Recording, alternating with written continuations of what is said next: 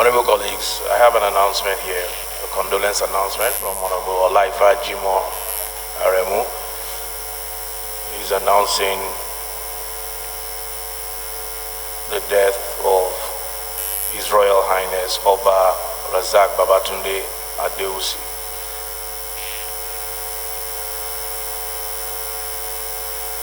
The Oba Adeusi was also a former colleague in this house.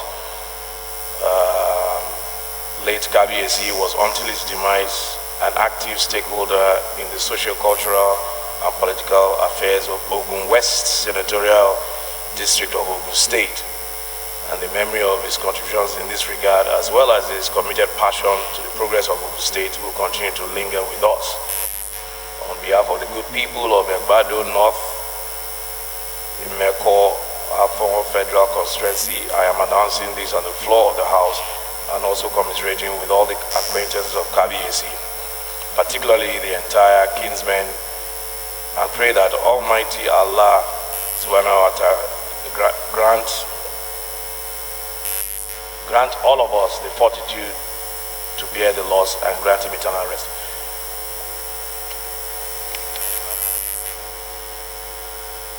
We have also in the gallery the students of Sheikh Abubakar Gumi Academy who are here to observe proceedings. Can you rise up for recognition, please?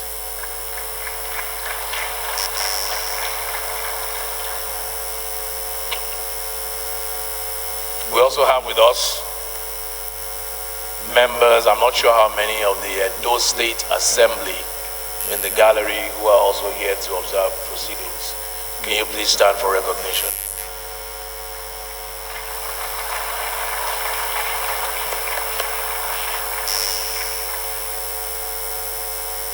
Honorable colleagues, I think it's appropriate, particularly being one of us, that we stand up for a moment's silence for our late colleague, Razak Babatunde Adeusi.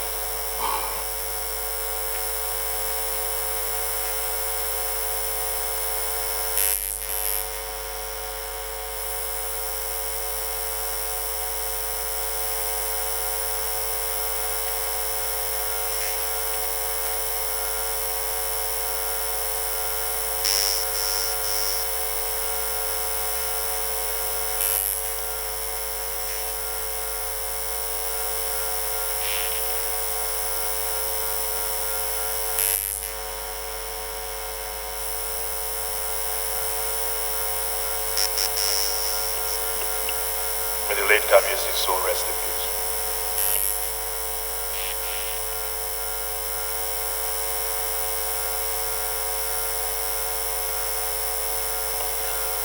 Leader. Thank you, Mr. Speaker. Honorable colleagues. Mr. Speaker, Honorable Ado Logwa is my name, the leader of this great House of Representatives, Ninth House of Representatives. I rise, Mr. Speaker, to inform the House that I have a communication through the clerk of this House that our distinguished and very respected members, former members of this House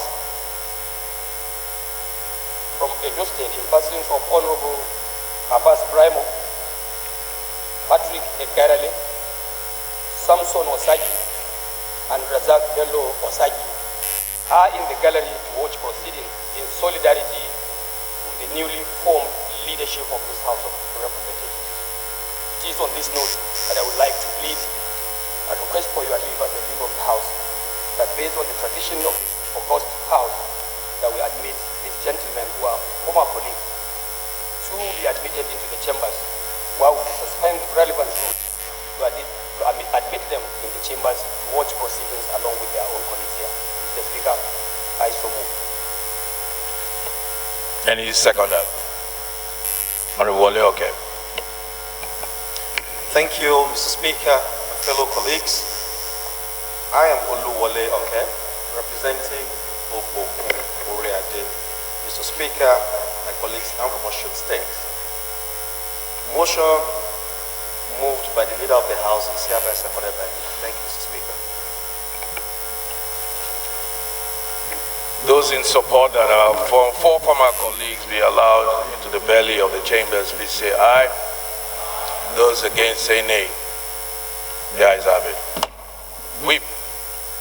Please bring them in.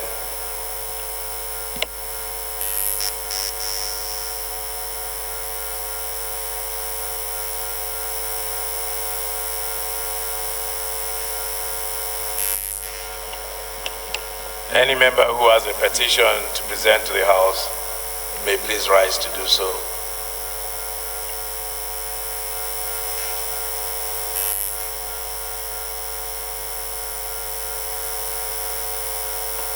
No petition.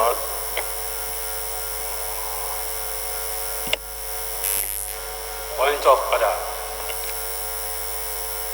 Honorable Jimo, what's your point of order? Mr. Speaker, since we have done with petition under order paper, item 8, matter of urgent public importance, my point of order is on order 6, privileges, page 14 and 15 of this standing order of the House of Representatives. Mr. Speaker, if I'm allowed to go ahead. Go ahead.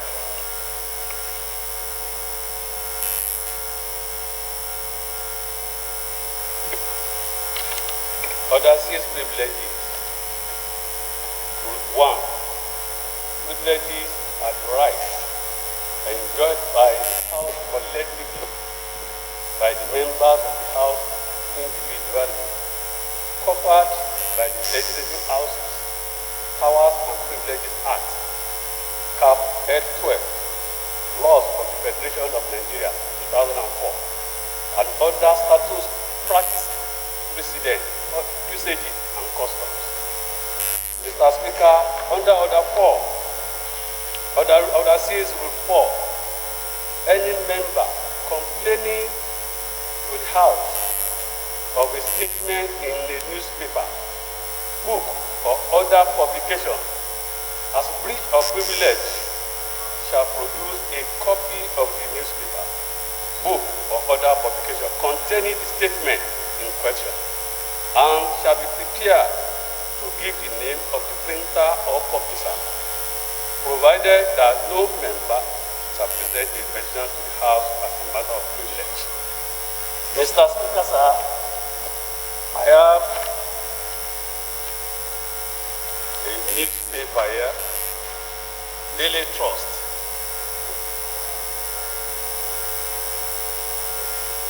Daily Trust of Friday, luckily enough, I am Jima. July 5, luckily enough, I was born in July 2019. Brainstorm, 2019, page 10. Emergence of Reps Minority Leader and the work of merchants.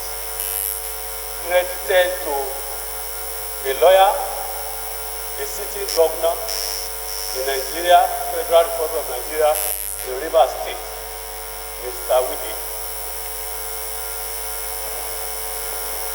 The author, Victor Edo State from Port Harcourt.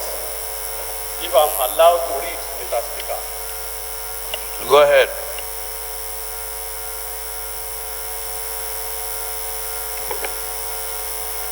Rivers State Governor, Yusuf Esenwo Wike, yesterday described the emergence of minority leader of this House of Representatives, Federal Republic of Nigeria, Muntuti, Elumelu, as the handiwork of those called traders and merchants. Wike was speaking in his office when Oyo State Governor, Mr. Seyi Makinde, visited him. He said, I am not surprised when you have traders and merchants. What do you expect? It is unfortunate for those who do not understand what politics is all about. I am a core party man, referring to Wike, not me. I believe in the party. According to me, peer review is necessary to advance the course of development across the state of federation. He expressed confidence in the ability of Oyo State governor to move the state forward and entrench development. Earlier, Makinde alleged that the position of the People's Democratic Party was subverted at the House of Representatives. Referring to this house. We all saw what happened at the National Assembly yesterday. There are things that call for concern. If the party takes a position on certain things, we want to ensure that it's carried through, he said. He said he was in Rivers State to also discuss issues of true federalism and the role of state in the development process. Mr. Speaker, having read that, I say, without mixing words and unequivocally, that my rights as an individual, my privileges as an individual, and collectively as a free, by the virtue of these ordinances before. I so stated. Thanks, sir. It's a matter of privilege, but because of the issues raised, I'm sure we'll just take one or two and then I'll rule on it. Honorable Osai. Thank you, Mr. Speaker, distinguished honorable colleagues. I remain Honorable Osai Nicholas Osai. I represent Local Kwani Federal Constituency of Edo State. Mr. Speaker, distinguished honorable colleagues. Issues of privilege is an issue that concerns in the prioritization of a member getting what the laws as enshrined in the Privileges Act has been there. I listened very, very carefully that the proposition of these privilege issues is not from minority party. The issue of the subject matter is the subject matter of minority party. In as much as some of us do not like the language used, because we are not merchandise, and we do not trade in the floor of this chamber. This is my third term. Right from my time in 1999 as an honorable member of House of Assembly, we never traded. The House never traded. But Mr. Speaker, distinguished honorable colleagues, do we really agree that his privileges have been breached? Coming from a minority party, actually my privileges have been breached, but not his. Mr. Speaker, distinguished honorable colleagues, I believe, Mr. Speaker, distinguished honorable colleagues, that probably matters of publications in the previous assembly were never considered as too much serious matters.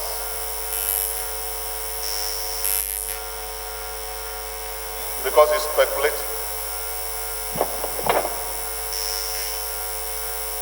Agree. Honorable Osai, as you are aware, can you take a seat for a minute? Let me just quickly address this. The issue of privilege is not open to debate under our rules, but I've allowed that latitude. We will not debate it. You've raised an objection. Basically, what you've done is to raise an objection, which is to say that it does not affect Honorable Jimo being a member of the majority party and not of the minority party. But if you look at the rules very closely, and the language of the rules, it talks about privileges when they are breached either to the individual or collectively. And when it says collectively, it does not say collectively as majority party or as minority party. When the privilege of this house is breached collectively, the word collective has no other interpretation. It's what touches one touches all. And that's the way we want to look at it. Let us not segregate this house on the basis, when it comes to privileges, on the basis of minority or majority party. And I think it's important that we note that. Let me just very quickly, I was not intending to join issues on this matter. You know, a decision has been made, a decision has been made. I had no intention of joining issues on this matter, but because it has been brought up, it is important to say just one or two things. One, the issue of separation of powers. A lot of people talk about separation of powers. They talk about it in the context of horizontal separation of powers, where you have the executive, the judiciary, and the legislature. That is what we all know as separation of powers. But separation of powers does not end there. There are two sides to it. There's also the vertical separation of powers. That is the federal government, the state, and the local government. And the issue of what happens in these chambers has nothing to do with the states or with the local governments. It's a breach of separation of powers. So that's very important. But I also want to note that Section 39 of the Constitution is very clear on freedom of expression. And so whoever makes a statement such like has been referred to has a constitutional right to its freedom of expression. But unfortunately, that freedom is not absolute. If you go to Section 45, it curtails that freedom of expression. And I can read it for you, but I don't think there's any need to go into the details. But Section 45 basically checkmates that freedom of expression, and it's not absolute. So the point is noted that the privilege of members of the House collectively has been breached. And I'm glad, Honorable Osai, you have said that nobody's a merchant here. The language is very, very heavy. The language is very, very serious. And no serious house who wants to protect itself or its institution would accept that. I would want to, the privilege has been noted, and I would want to send the message out there to everybody who is outside. There's something sacrosanct about the institution, and they should please try as much as possible, you know, exhibit the leadership role that they are supposed to occupy, and not, I don't think you'll find any member of this house castigating for no reason any state government unless it's absolutely necessary. So please let us take note of that. Thank you. Honorable Asadu.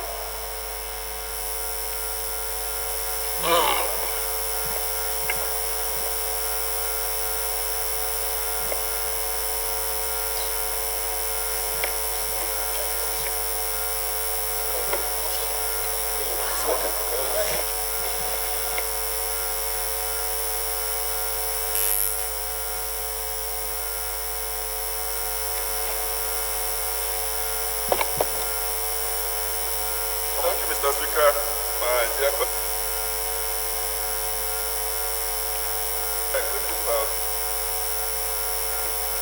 I'm from Edo State.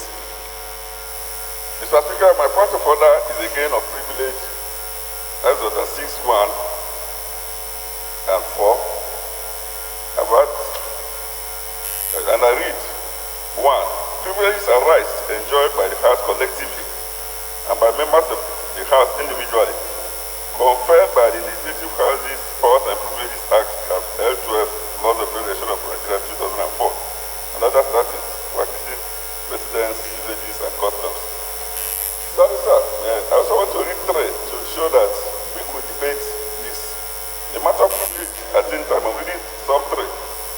The matter of privilege at any time arises shall, until disposed of, or until the debate on the motion thereof is adjourned, suspend the control and the decision of every other question.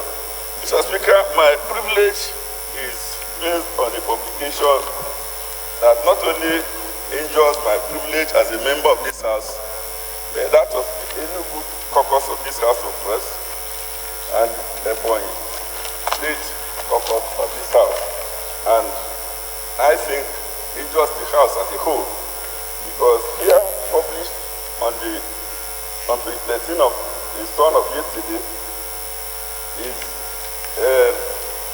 disparaging and totally unacceptable publication created to a member of this House by the name of Honorable Mark Miller, where he implied that our constituents, those who voted for Pat Assad, but Toby Okechukwu, for Martin Oke, for Condolences for Pochwebu, for Onoli Naji, and for the others from Ebonyi, did not accept us well to the fact that we have capacity of independently thinking and taking decisions. Mike Miller is quoted as saying that it is not just the members. He is referring to our rights to elect not just the Speaker of the House, but minority positions. And he says it's not just the members. Even some governors sabotage the party. He's talking about our party PDP. They instructed their members to go against the wishes of the party. And I will not miss my words. The governors of Enugu, the governor of Ebonyi, they clearly and openly supported their members going against the party. These are supposedly PDP governors. And I believe that the party should not let this matter be swept under the carpet, because some of us will hold the party accountable. If these erring governors are not made to account for their actions. Further, the son quoted Miller, going specific to their names. Miller, who is one of the supporters of Bago, told Daily Sun that PDP must also sanction Governor David Umahi and Ifeanyi Ogbuanyi of Ebonyi and Enugu states respectively for allegedly instructing lawmakers from their states to go against the party directives. Mr. Speaker, I find this very disturbing and offensive to me as a member, and actually infringing on my rights as fully elected to represent the people. I also find it very, very uncharitable to a governor who for 3 times sat in this House, and we thought that we should promote anything that will make this House more respectable outside the chamber. Where a legislative process like electing members, municipal officers has happened, and members feel that instead of discussing within themselves, we go every day to blackmail other members and governors in the party secretariats. We go every day to the radio and TV houses, and we start mentioning names of governors, saying that they openly instructed me or any other person. I would want this House to kindly oblige me that this report be investigated by the Ad hoc Committee on Extra Privilege to afford Magula, who I know very well, has been of APC in the last House, and who, despite his party taking a position, voted against the party position and heavens didn't fall. And now he's such a saint and such, I don't want to call names, but I just want him to produce the evidence of where the governor of Enugu State sat down, either by video, by audio, by newspaper publication, whatever he got information that Enugu members voted here under instruction of anybody outside ourselves, feeling that we are elected to represent people and we have the competence and we have the authority of our people to vote as we feel we protect their interests. I also want Mr. Speaker to point out that when we over-externalize some of these issues and allow people to go beyond the House and import those who are doing their legitimate administration, the governor of Enugu State, I do not remember visiting this House more than once since he left, and I do not remember meeting him. I do not even have a record that all Enugu members voted in one direction. That is the level of democracy brought in Enugu State. But here is a younger colleague who just joined PDP less than a year ago, seen us in PDP since 1999, how to be more PDP than PDP. He is going after the 2 governors of Wawala, where PDP won all council elections, all state assembly elections, all Senate, and Macmillan thinks he is the person to determine how they will punish. How the governors take their own rights is different. But for me, I have a right. I voted based on my conviction, and until Macmillan proves that I was compared or was forced to vote for another person, he has been my privilege. Let me rest here. I wish we can have an opportunity for people to debate this basement of our other chambers that for every greeting, you rush to AIT or rush to any newspaper. We can't do that. And some of us are too responsible for that. Thank you, Mr. Speaker.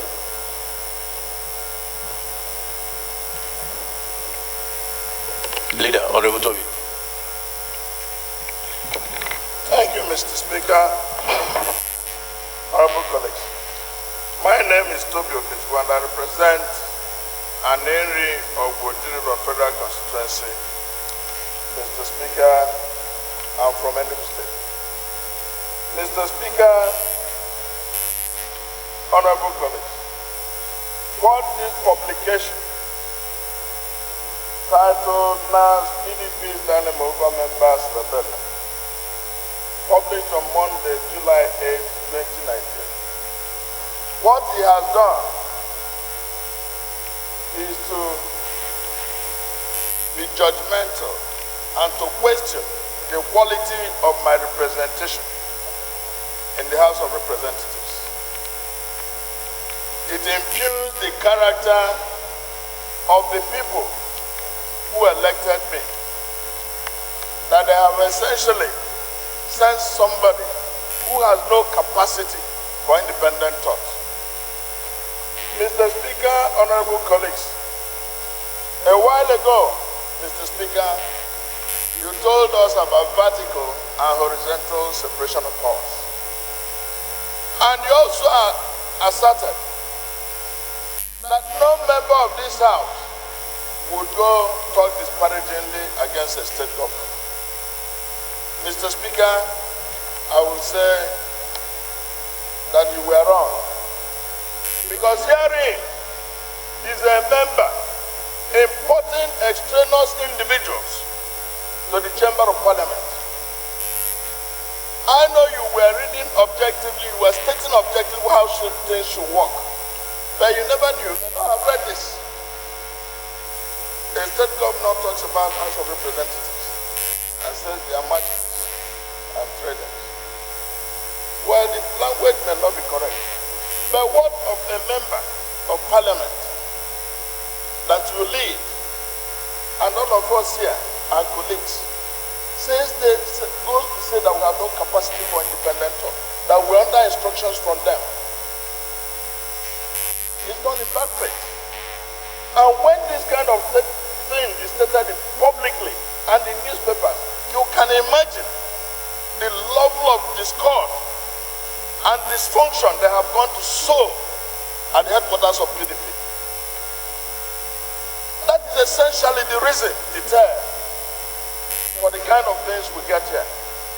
Where members, out of their own volition, will conduct an election, and a few or somebody will go to the newspaper and say that it's been directed. Mr. Speaker, honorable colleagues, he may be Enugu State Governor today, he may be Abia State Governor. And let me tell you, Mr. Speaker, Abia State Governor is the chairman of Southeast Governors Forum. The Ebonyi State Governor is chairman of Southeast Governors Forum. On matters concerning the East, he will have a voice. But on matters of Parliament, I cannot remember the governor of Ebonyi State or my governor telling us how to conduct ourselves in Parliament, apart from congratulating us.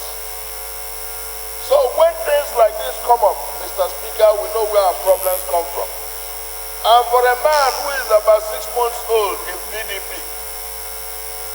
coming to a conclusion, we just gave him a platform to salvage him from the challenges in NAPC. And he's here beginning to tell us how to be PDP members. We can understand why APC could not give him a ticket, because certain people could just be disruptive. We still see that committee levels, and the chairman of his last committee could bear testimony to that. Mr. Speaker, honorable colleagues, I think this should be properly investigated. There should be self-evident facts that attest to the fact that the governor of Enugu State, the governor of Ebonyi State, the Southeast Governor's chairman, gave us instruction to elect our minority leaders or to elect the leadership of the parliament. Honorable Linda.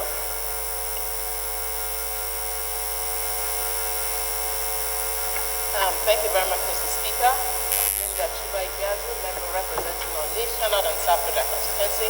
I'm from Anambra State. Mr. Speaker, having listened to my colleagues, it's something that's really, really unacceptable for adults not to talk like honorable members of the House. But I will plead, Mr. Speaker, that in any case it's right that he who alleges must prove. So our member has made some allegations. So I would suggest that the matter be referred to the ad hoc committee on ethics and privileges, so he'll be given the opportunity to prove his allegation. I wouldn't want a situation where we'll keep talking about obviously some unacceptable statements made by our colleagues. So I will plead, Mr. Speaker, and I will plead honorable members to please just refer this to the relevant committee so we don't keep talking about it. Honorable colleagues, let me dismiss this matter very quickly, being a matter of privilege. Let me say, Honorable Magbila, of late, you've been making several unbridled comments, both in print and on TV. Many that even touch me, my person, and members of the House as well. And you've done this without exercising caution or mindful of the rights of others. Indeed, many can make several cases of defamation of character against you. Yes, like I said earlier, Section 39 allows freedom of expression, but Section 45 checks that freedom, and it's not absolute. Ordinarily, for me, if you remember, Honorable Gila, just not too long ago, very weighty allegations were made against you. Very, very weighty indeed. And practically every member, me inclusive, of this House, we rose in unison to support you. Because those allegations were without proof. And I think it's wrong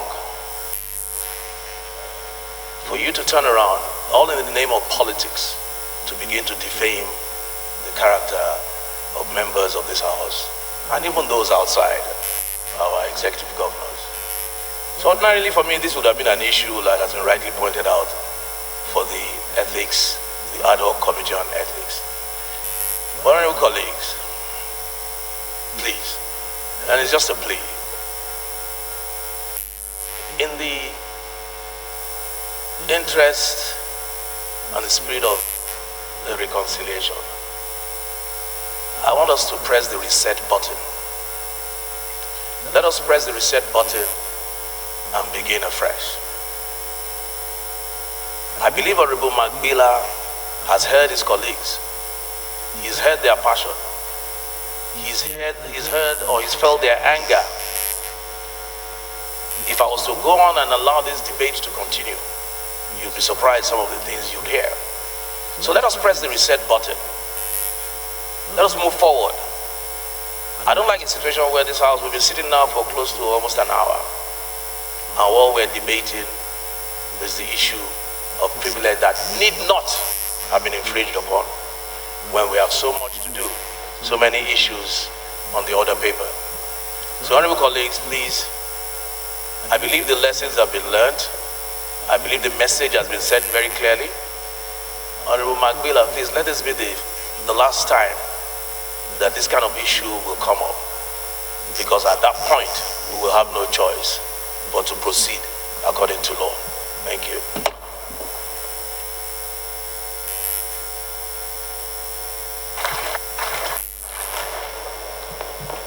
Point of order, Mr. Speaker.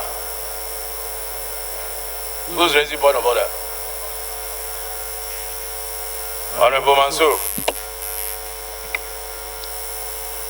Mr. Speaker, a man of peace, my honorable colleagues, Honorable Mansour Manusoro, I represent the good people of Darul in the Federal Constituency of Bauchi State. Mr. Speaker, I came under Order 8 to present a motion of urgent public importance on the need to reform the Agricultural education system through the provision of formal education and to remove beggars from the Nigerian states. I also plead with the House to consider suspending the relevant rule to enable me to take the motion. I so move.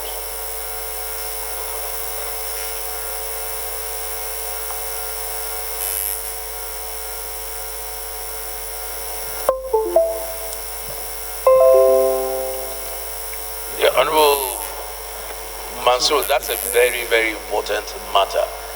But my own advice from the bench, from the chair, my advice would be for us to put this matter on notice so that it can, because it's a matter that touches on practically everybody, especially not even just the North, but the whole country, so that members can have the opportunity to actually research it, look at it, and debate it when it comes up, perhaps on Thursday.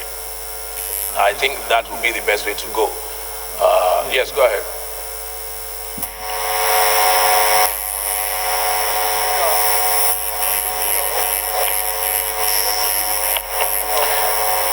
Honorable colleague. I followed it up in the office of July 4th. that the motion is listed on the order paper for the no avail, and I find the matter very, very urgent for the House to take. You're absolutely correct. I'm surprised that it's not on the order paper, but I will ensure that we take it on Thursday. It will be on notice for members. Clerk, please take note. Make sure that that matter comes up on notice on Thursday on the order paper. Thank you. We have a couple of matters. Yes, Honorable Professor Julius. Mr. Speaker, I come under 841. Very important matter that I would like the House to consider on the need for this House to intervene in the Edo State House of Assembly crisis. And I would also like to seek leave of the House to suspend the relevant session to take it today so I can reach this motion. Because very, very germane to the survival of democracy in Edo State, possibly the rest of Nigeria. Thank you, Mr. Speaker. Any seconder to the motion, please?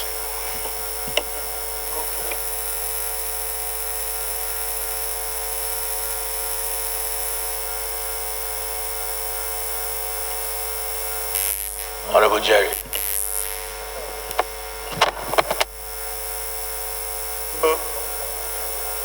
Honorable Speaker, my colleagues, my name is Jerry Alaboso.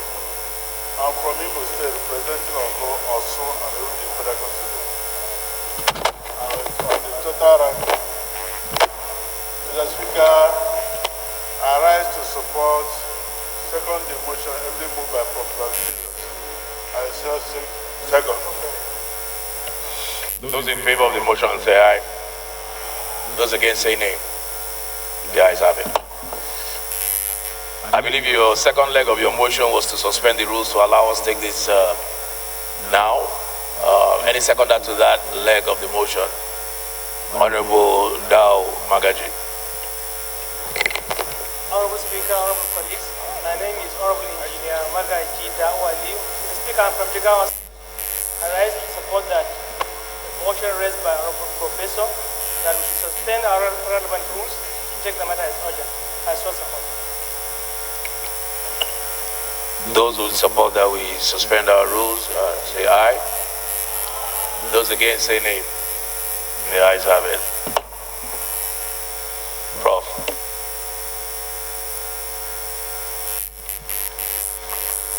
Mr. Speaker, honorable colleagues, I'm Honorable Professor Julius Ihonvere, representing the very good people of Owa Federal Constituency, Edo State.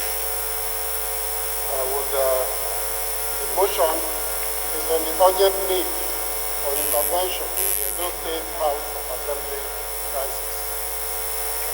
Note with concern the improper, clandestine, and nocturnal inauguration of the 7th Edo State House of Assembly on the 17th of June 2019, wherein 9 out of 24 members elect were purportedly sworn in without the knowledge of the other 15 members elect.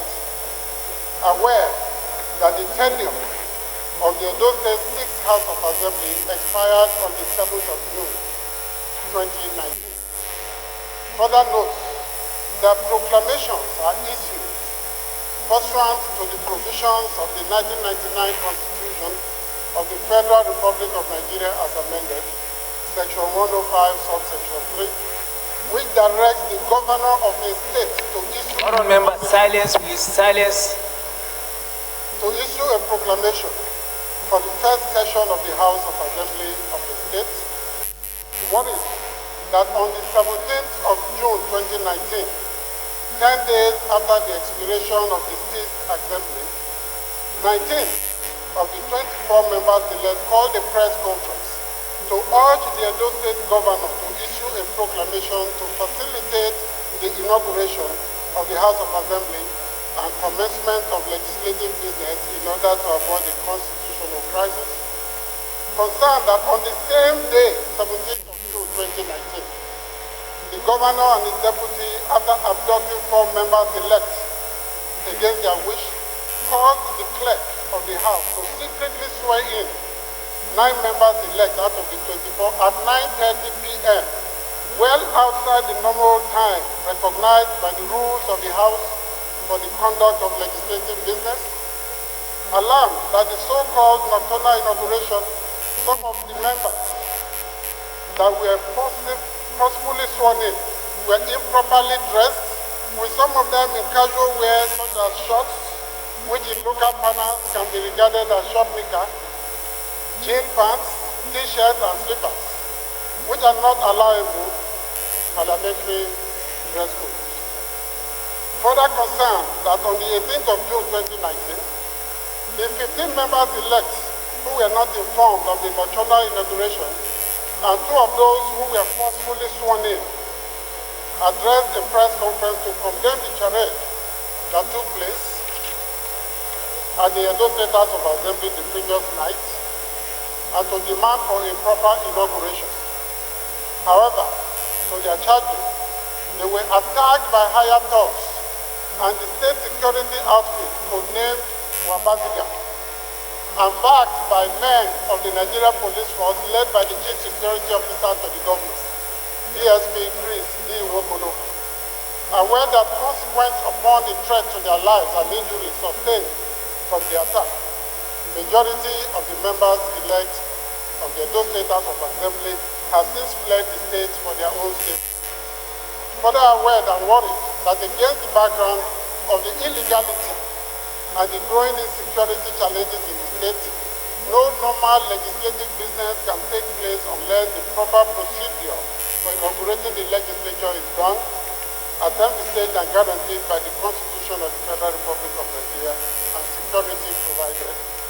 Result, that the National Assembly, the House, in line with the provisions of Section 11.4 of the Constitution, take over the affairs of the Edo State House of Assembly and ensure the proper inauguration of the House with the Inspector General of Police and the Director General of State Security Services providing the necessary security for the 24 members elect to be sworn in as expected and required by law. Mr. Speaker, so moved. Thank you very much. Any second, please. Honorable Balogun.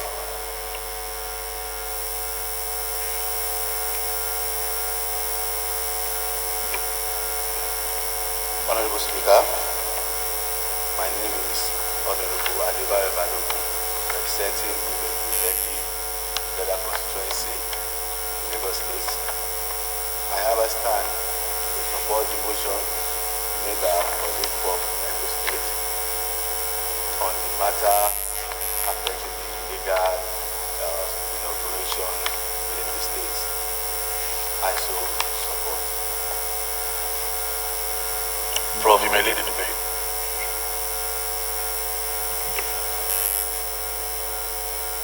Mr. Speaker, honorable colleagues, I thank you all for this opportunity to take this motion. In classical political theory, John Hobbes talked about the state of nature, where life is nasty, brutish, and short, where there is no rule of law, no law and order, and people can just do what they like. There was no authority. But he was contradicted by another political theorist called John Locke, who argued that the state of nature is really peaceful, harmonious, because citizens meet and surrender their rights to the authority, which today we call government. And if we all abide by those rules and regulations, people can transact their businesses peacefully. The situation in Edo State, Mr. Speaker, is most embarrassing today. As the Democrats, I know people fought for this democracy we're enjoying today. Some lived in exile. People lost their lives. With all sense of humility, Mr. Speaker, I say I was one of those who spent over a decade in self-exile because we were fighting for democracy at great cost. So it hurts personally. And as a legislator in the federal parliament, I feel personally challenged that this democracy that we've been nurturing, we see tendencies to undermine it, to suffocate democratic spaces, to corrupt and contaminate democratic institutions. This House must not allow such a tragedy. In your inaugural address, Mr. Speaker, you stated clearly that we who are elected by the people, we hold power or office in trust for the people. People queued up in the sun. They campaigned without food to vote for people. Honorable colleagues, I want you all to place yourselves in the positions of these young men who campaigned, were elected, and today they are not able to represent their people. You have force and violence being used on them. People deliberately and wantonly just decide to override the constitution of the country, disregard the standing orders of the House of Assembly because of interests that are extraneous to the House of Assembly. Mr. Speaker, honorable colleagues, the 15 members and more that I'm talking about are right here in the gallery. If you allow me, I will ask them to stand up so you see them, that it is not a phantom claim. They had to flee from Edo State to come into Abuja because of manipulation, intimidation, harassment, and attempt to use money to compromise the integrity and dignity of people that have been so elected democratically by their own people.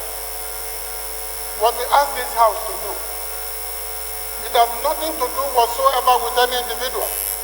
It has nothing to do with people's political ambition. It has everything to do about the National Assembly, the House of Representatives, showing responsibility, interest in the fortunes and situation in the sister House of Assembly at the state level. What we want this House to look at is the fact that if we do not take action, if we do not send the right signals today and beyond, this tendency will continue. Last Thursday we heard about Bauchi State. Today it is Edo State. Which state will it be next? People are elected, the rules are clear, but you violate them wantonly. So we are simply praying, Mr. Speaker, that this House to do everything, water all in his power, to help us bring peace to Edo State, have the House of Assembly inaugurated so that they can perform their legislative duties, so that those who have been disenfranchised and prevented from enjoying the benefits of representation in Edo State will begin to see the good in voting for people democratically. Finally, Mr. Speaker, if we did not contain this tendency, very soon we'll begin to ask what is happening in Edo, what happened in Edo, when it degenerates into violence, into assassination, into murder. These are all possibilities in any political arrangement. So my final statement on that again is please understand our plight. Our young men are here, they are suffering, they are spending the little money remaining from their campaigns which they don't have, and our people don't have representation at all. I think we cannot continue to tolerate it.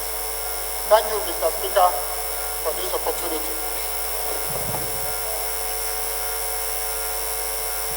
Honorable Johnson.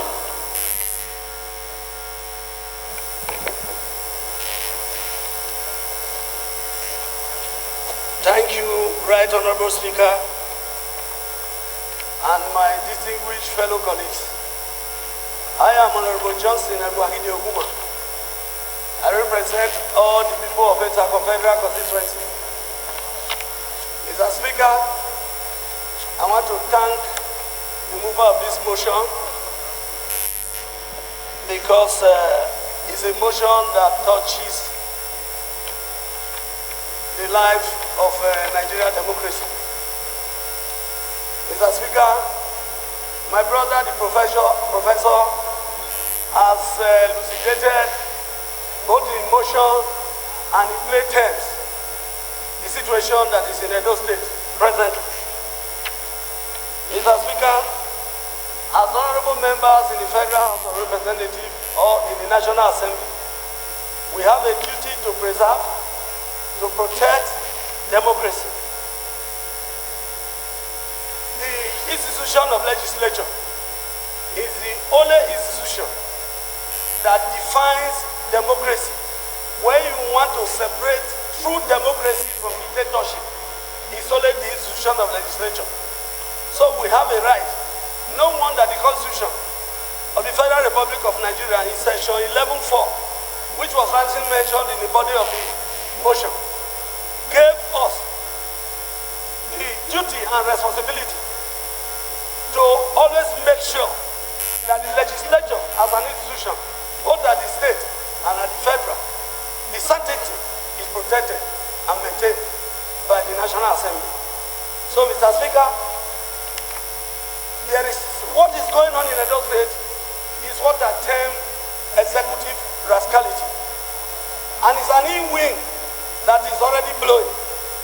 If as a federal legislature that has been given the responsibility in the Constitution of the Federal Republic of Nigeria 1999 as amended, has been giving us a role of the police to make sure that the legislature at the state level is properly organized and is protected, and the atmosphere that is required to legislate, to make laws for the good governance of the various states in Nigeria is protected.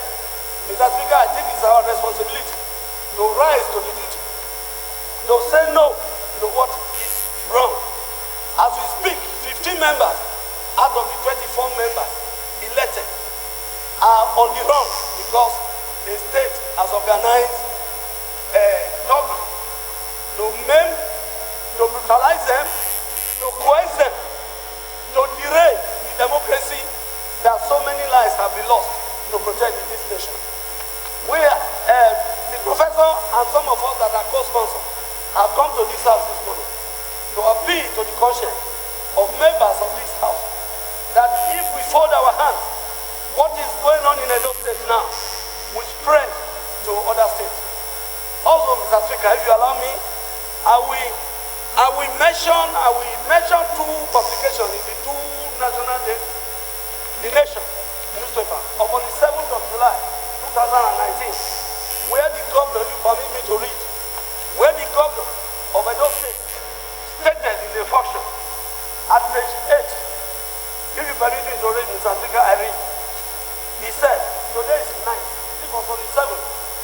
But there are political issues in Edo State which are being resolved.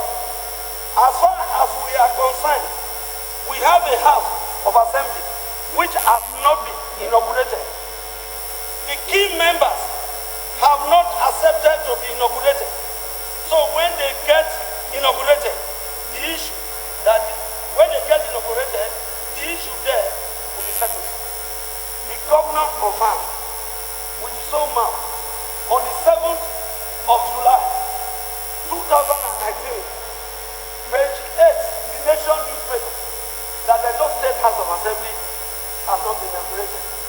19 of them gathered together in an hotel to press the governor after 10 days of the expiration of the former house to please issue a proclamation letter. To issue a proclamation letter. The same 19, by night of that same day, 9:30 p.m., the governor carried 5 members, adopted 4. And out of the 4 that were adopted and were forcefully inaugurated at one point, one of them came out to explain in Vanguard of yesterday at page 50, one barrister, Eric Okaka, representing Onwa East State constituency, and stated how it was adopted at one point, forcefully inaugurated. All these issues are in all those papers. You can go through them, and the copies are with me. Mr. Speaker, I'm saying, Edo State is not a banana republic state. Nigeria is governed by law, and we cannot fold our hands as a federal house that has been mandated by the Constitution to ensure the certainty of the institution of legislature. So, Mr. Speaker, we are praying this morning that this house will take up the responsibility and duty to ensure that the 24 members of Edo State, 24 members elect of Edo State, go back and properly inaugurated. When we were inaugurated, we were issued invitation cards inviting our family members to come and witness inauguration. Where you will be sleeping inauguration as an elected member, you are told that inauguration has been carried out. I think that is kangaroo, it's unacceptable, and we are in a position to reverse that. That is why we have come to this house, to please look into the matter and quickly act fast, so that Nigeria's democracy will not be derailed by few selfish individuals. Thank you, Mr. Speaker.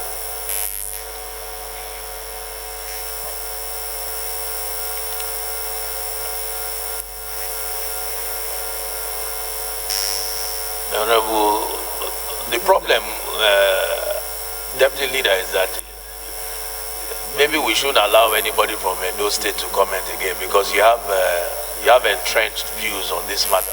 So let's look for some objectivity. But as a Deputy Leader, I have to respect your, but make it quick and short. But your views are already known. So. Thank you, Mr. Speaker. I'm going to be very brief, sir. The great Speaker,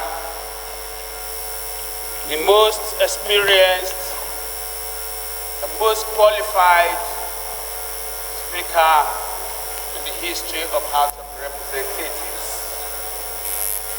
My erudite colleagues, I am Comrade Peter Onyonzuje Apatasin, MNI. I represent the great people of Akoko Edo Federal Constituency. I am from the great Edo State. The state where great men like Anthony Nahuru, the mover of our nation's independence, hail from. The same state where you have great men like Pa Imodu, the great labor activist. The state where you have Comrade Adams Oshomole, a great achiever both in labor activism and in politics. A state where you have the great Mr. Fixit, Anthony Aneni, of great political strides. That is the state where I come from, Mr. Speaker. I feel so psychologically traumatized today that I am from the state where this kind of brigandage is taking place. The state that seems to have been taken over by political rascality. I come from a local government that is under siege at the moment. And this is a very terrible trend and very worrisome to me. I am concerned that if this situation continues like this, we are going to strike into a situation of very serious constitutional crisis. I thought that state governors and their teams should borrow a leaf from the democratic credentials of our president and the practices that he cherishes so much, particularly the manner in which Mr. President issued the proclamation at federal level, and the clerk of the House as well as clerk of Senate did what they ought to do in the broad daylight. During the hours of the day, the time at which legislative work is meant to take place, not the nocturnal kind of activity, the kind that happened in Edo State. Mr. Speaker, I'm worried because I'm a member of the great All Progressive Congress. And the 24 members we are talking about in Edo State, they are all APC members. I'm ashamed of the kind of example that is coming from my state. We are 9 out of 24. This happened some time ago when we had quasi-democratic leaders at the helm of affairs. But after 20 years or more of political experimentation, it is expected that Nigerians would have mastered, the practices of democracy. As a result of that, this kind of brigandage will not take place. But this is what is happening in Edo State. My fear is that as it stands now, because of the level of violence, a lot of people find it very, very unsafe to step their feet on the soil of Benin City, the capital of Edo State. A situation where members-elect are freely attacked by thugs led by state security organization under the leadership of the CSO of the governor of that state. This is very worrisome, and it is a thing that we should not handle with kid gloves. If it happens to one, it can happen to everyone. On the strength of that, Mr. Speaker, I want to support the motion as moved by the great Professor Ihobere and also supported by Johnson, and I'm sure will be supported by everybody in this place.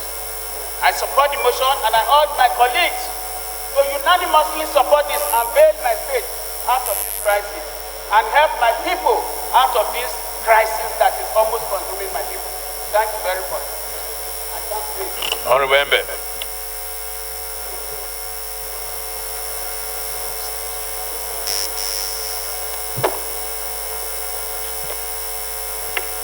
Honorable Speaker, honorable colleagues, my name is Herman Embe. I represent the people of Constitution and Manager. I am from Edo State. Mr. Speaker, I rise to support this motion, which seeks to restore sanity to the Edo State House of Assembly. I speak today only about the Edo State House of Assembly and not about any other House of Assembly in Nigeria. So my contribution should not be at any time misconstrued to present a rejection of anything that happening anywhere else in the country outside of Edo State. Mr. Speaker, I got a call from one of my friends shortly after we had won elections, informing me that his colleagues in the House of Assembly had decided among themselves to elect him as Speaker of the Edo House of Assembly second resumption. I was waiting eagerly for the occasion to come so that I will also go to Benin City to celebrate with my friend. Only to learn eventually that a coup d'etat of sorts had occurred in Edo State, where a few members had been used to usurp the will of the majority of members. In that circumstance, my friend who should have been speaker is not only not speaker, he is now a refugee in Abuja, relying on the income of people like us, which is limited, to even survive. It is also worrisome that even before they relocated to Abuja, they didn't relocate out of free will. They relocated because dogs had been sent to their hotel rooms to do damage to them physically, and not only prevent them from being speaker, but to prevent them from their right to even have life.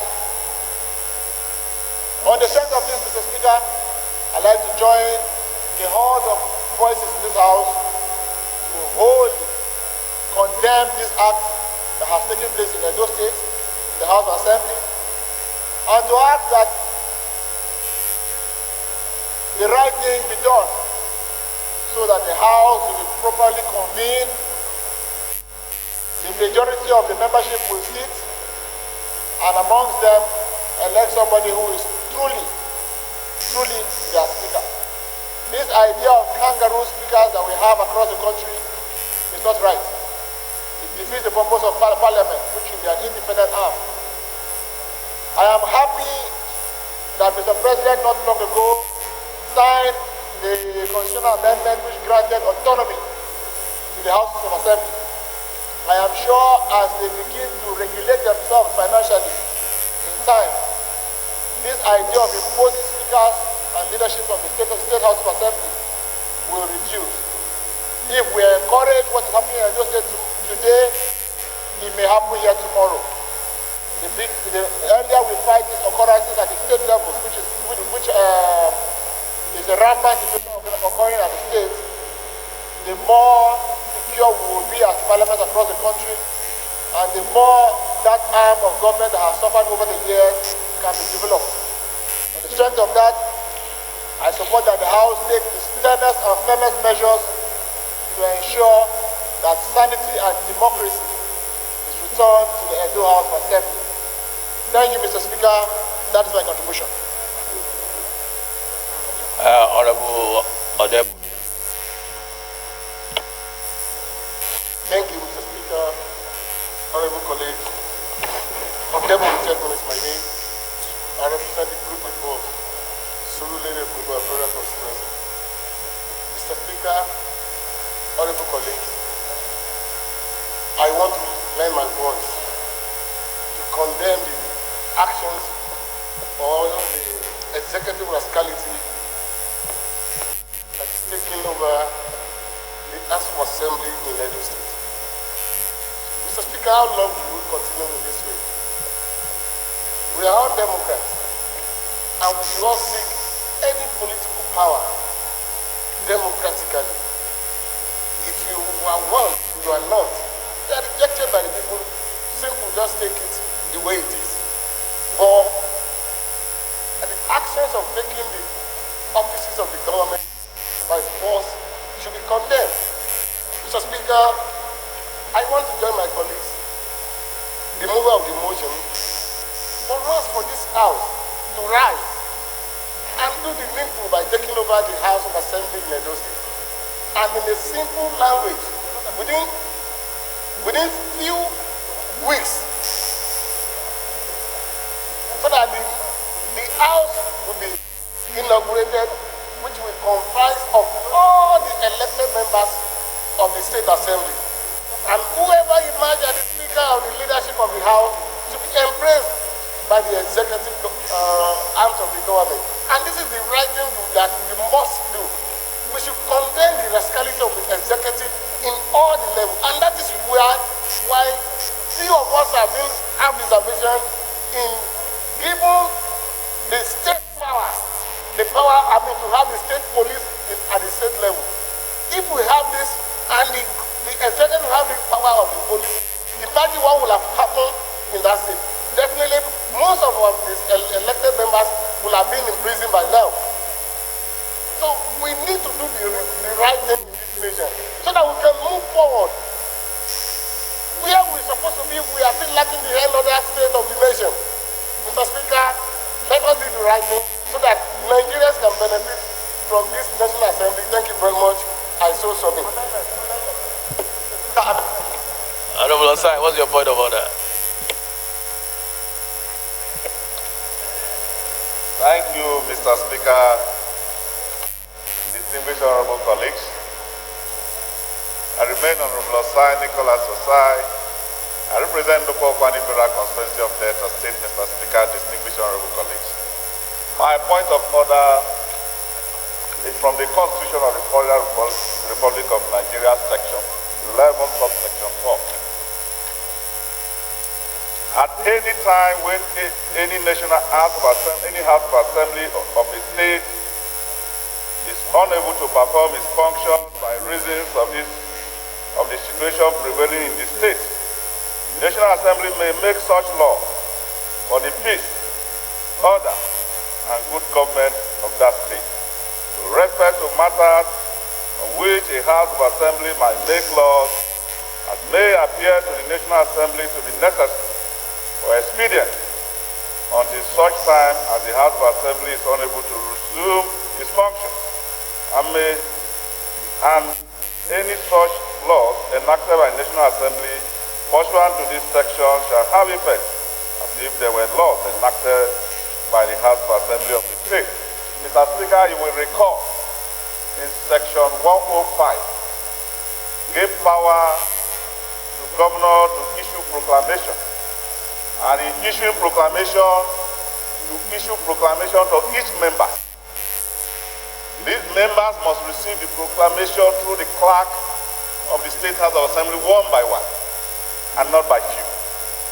Mr. Speaker, we're in a state where we call ourselves democratic state, and in any democratic state, rules must be observed. Mr. Speaker, on the case of Edo State, those rules were not observed. Mr. Speaker, distinguished honorable colleagues, this House has risen in occasion several in the past when you are majority leader. The issues of Kogi State, this House. Honorable Osai, you had a point of order, but your point of order has now become a debate. No, this is where experience counts. You have jumped the gun. We were on this side of the debate, but because you are in a hurry, maybe you are trying to go, you came as a point of order. That's what you are doing. You are debating out of turn. That is all you are doing. But I admire your experience in the House, and that's what you have used. So we will allow you to go ahead and finish, and we'll go back to... Thank you, the most experienced speaker. But because it's a point of order, I have to rule.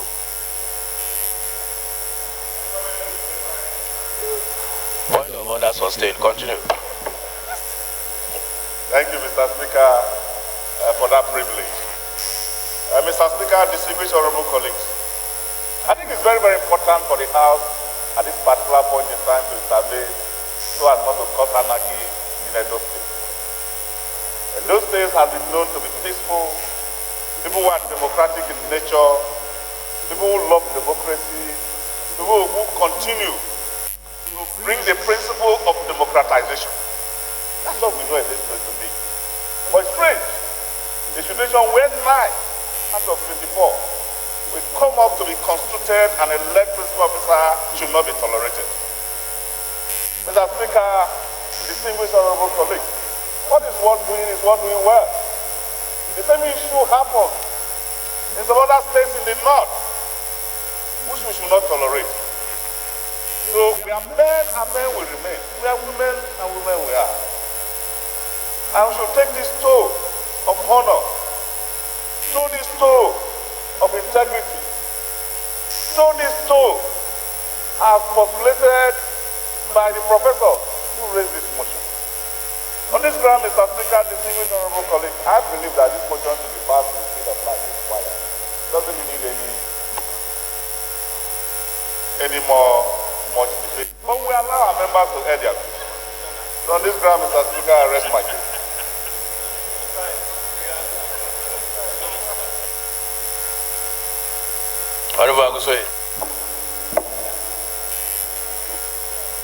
Thank you, Mr. Speaker, dear colleagues. My name is Prince Rotimi Agusoye, representing Oshope Federal Constituency of Lagos.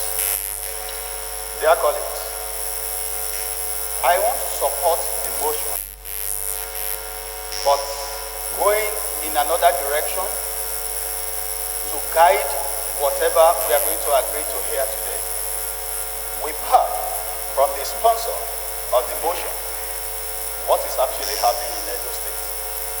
But I would suggest, Mr. Speaker, dear colleagues, that there is a need for us to probably put together a committee to investigate whatever happened in Edo, so that they do not see us as taking sides because we are legislators. So, Mr. Speaker, you please allow Mr. Speaker, please. So, Mr. Speaker, it is important we put together a committee to investigate what actually happened there, to see whether the proclamation actually got to every member of Edo State House Assembly before we take our, decision.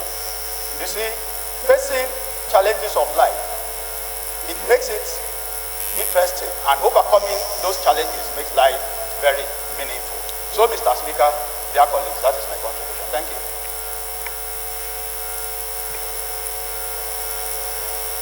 Mr. Speaker, a point of original order. Who's raising a point of order? What's your point of order?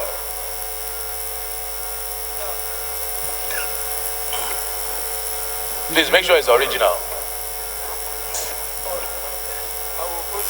Mr. Speaker, colleagues, please, I just want us to focus.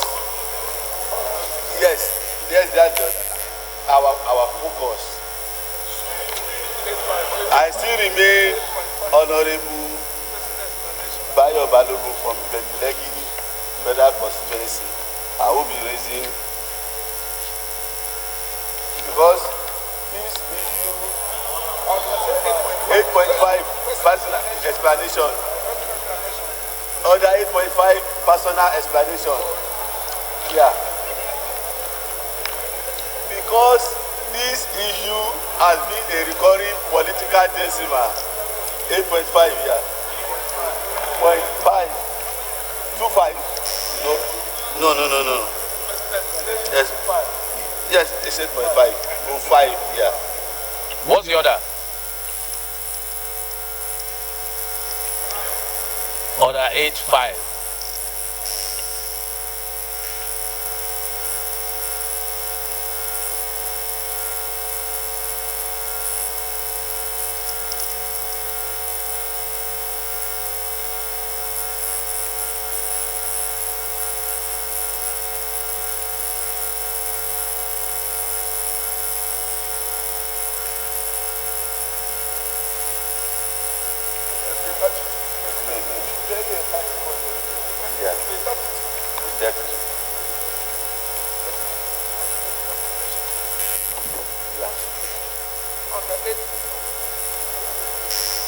So on this order, what I want to explain is that this issue has become a regular political decimal.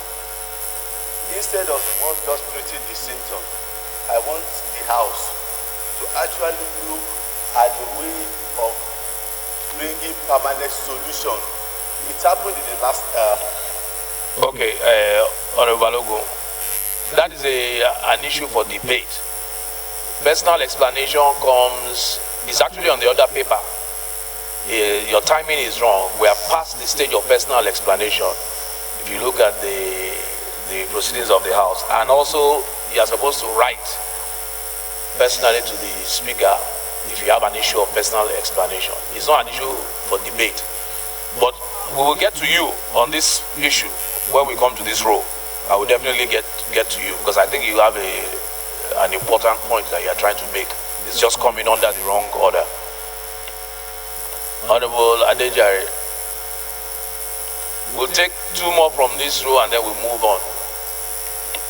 Mr. Speaker, I am Honorable Dr. Samuel Adejare. I represent the good people of Agege, Right Honorable Sir, colleagues, I'm from Lagos State. I want to join to condemn what has happened in Edo State. And I want to say categorically here that these issues should not stop at us even instituting a committee and coming to take resolutions, to adopt their resolutions. We should also go and amend the Constitution. The Constitution says the executive, the governor of the state or the president shall have the power to issue proclamation.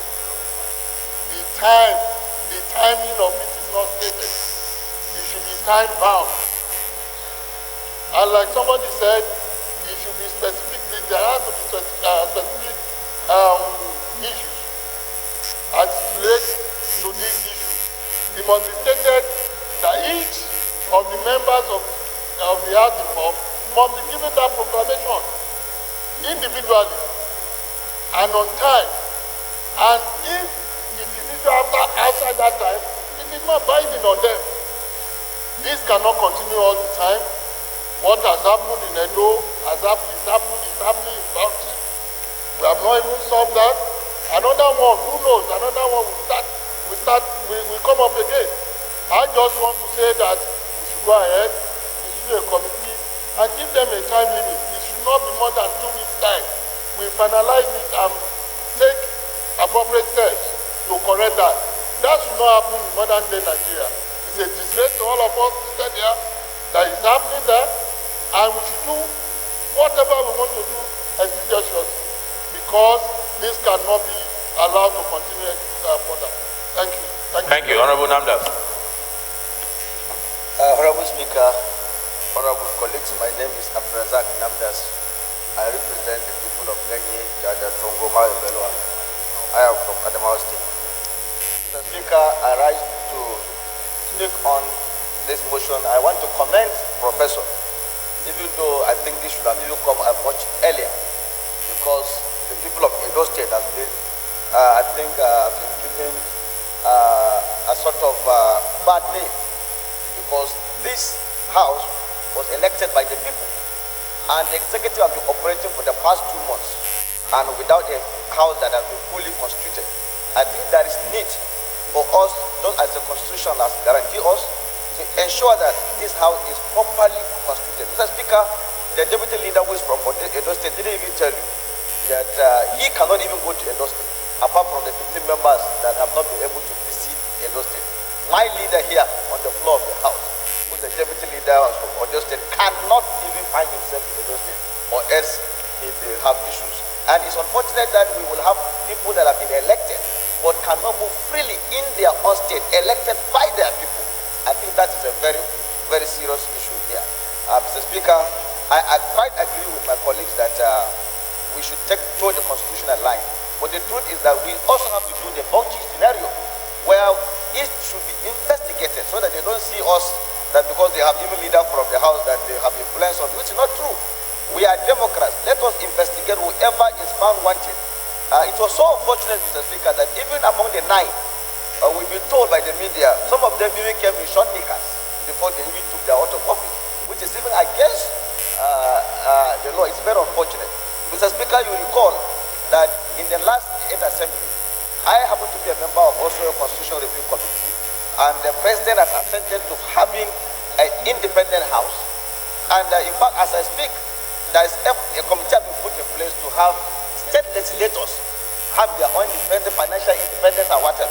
But governors over the time have worked toward that kind of independence because they always want to pocket houses of assemblies. But that is why we succeeded at that level to have this independence in place. And I therefore want to submit, Mr. Speaker, that my colleagues, we should all support the idea of putting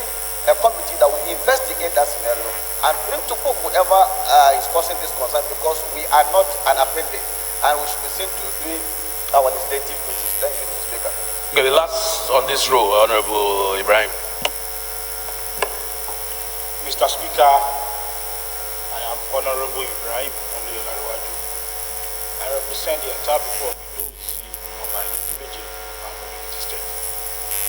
Mr. Speaker, it is often said that what takes the evil people to strive in society is for the good people there to stay alone.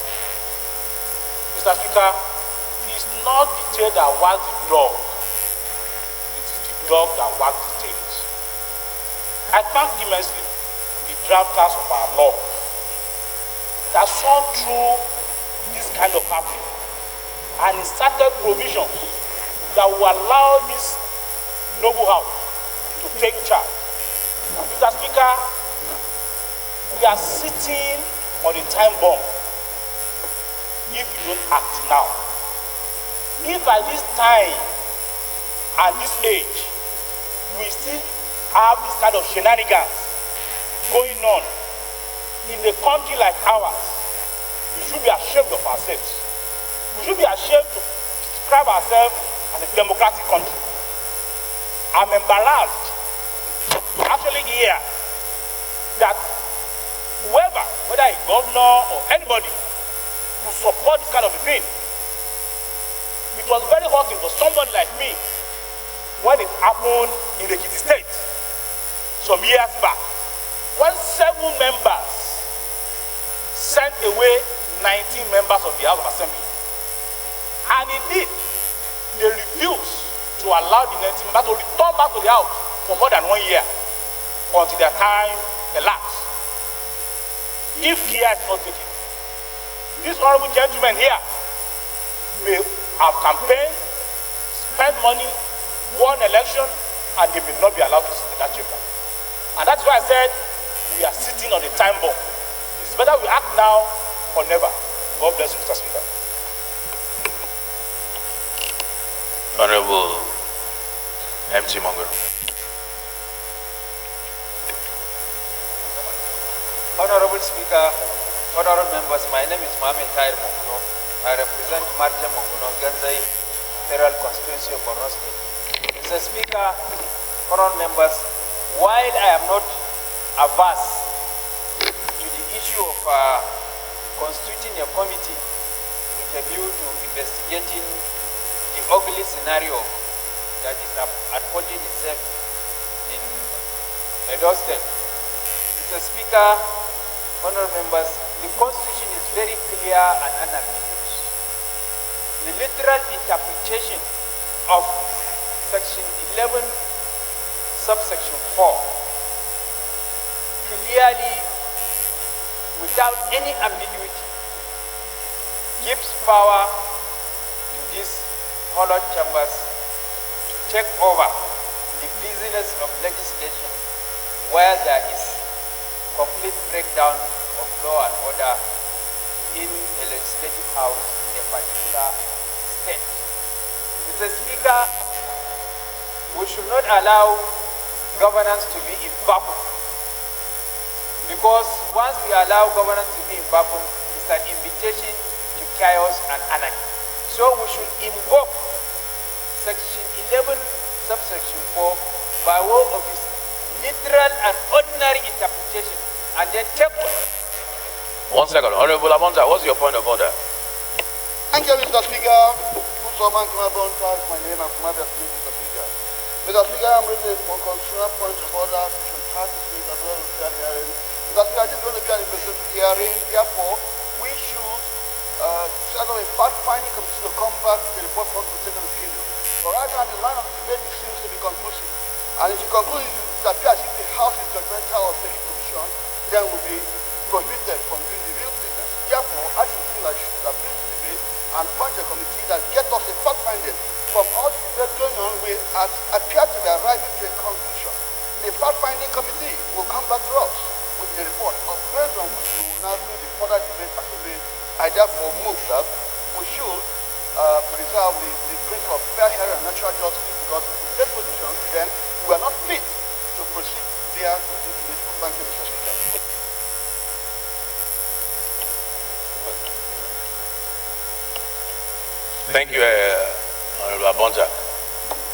point is that because it's an investigative motion, we should just send it to the committee without debate. That has actually sometimes, or most times, been the tradition of the House. But the Ninth Assembly is going to make a clear departure from that. The reason being, when something is investigative, you have to know whether it's even worthy of investigation or not. And you cannot know the worthiness of an investigation just based on a motion which you have not debated. If you don't debate investigative motions, then what are you debating? You are putting investigative motions on the same par as infrastructural motions, which just go straight to committee. I think it's better, we will change that tradition, investigate, so that when you actually send something to a committee for investigation, you know it's a serious matter. Because it has gone through debate, it has gone through all the rigors of House debate before it goes to the committee. If we just send everything for investigation, we'll be having investigations every day, and that waters down the importance of investigation.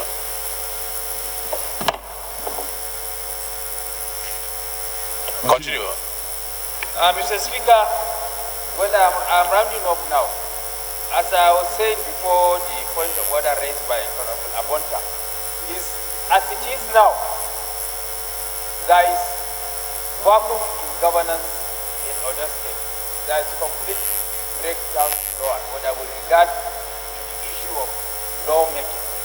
And therefore, it's an invitation to chaos and anarchy. We don't have that luxury. So I want this House to invoke the provisions of Section 11, subsection 4, by giving it the ordinary and literal meaning, and take over the business of lawmaking for Edo State in order to avert the ugly scenario of chaos and anarchy and vacuum that will be created with regard to governance in Edo State. That is my humble submission and prayer.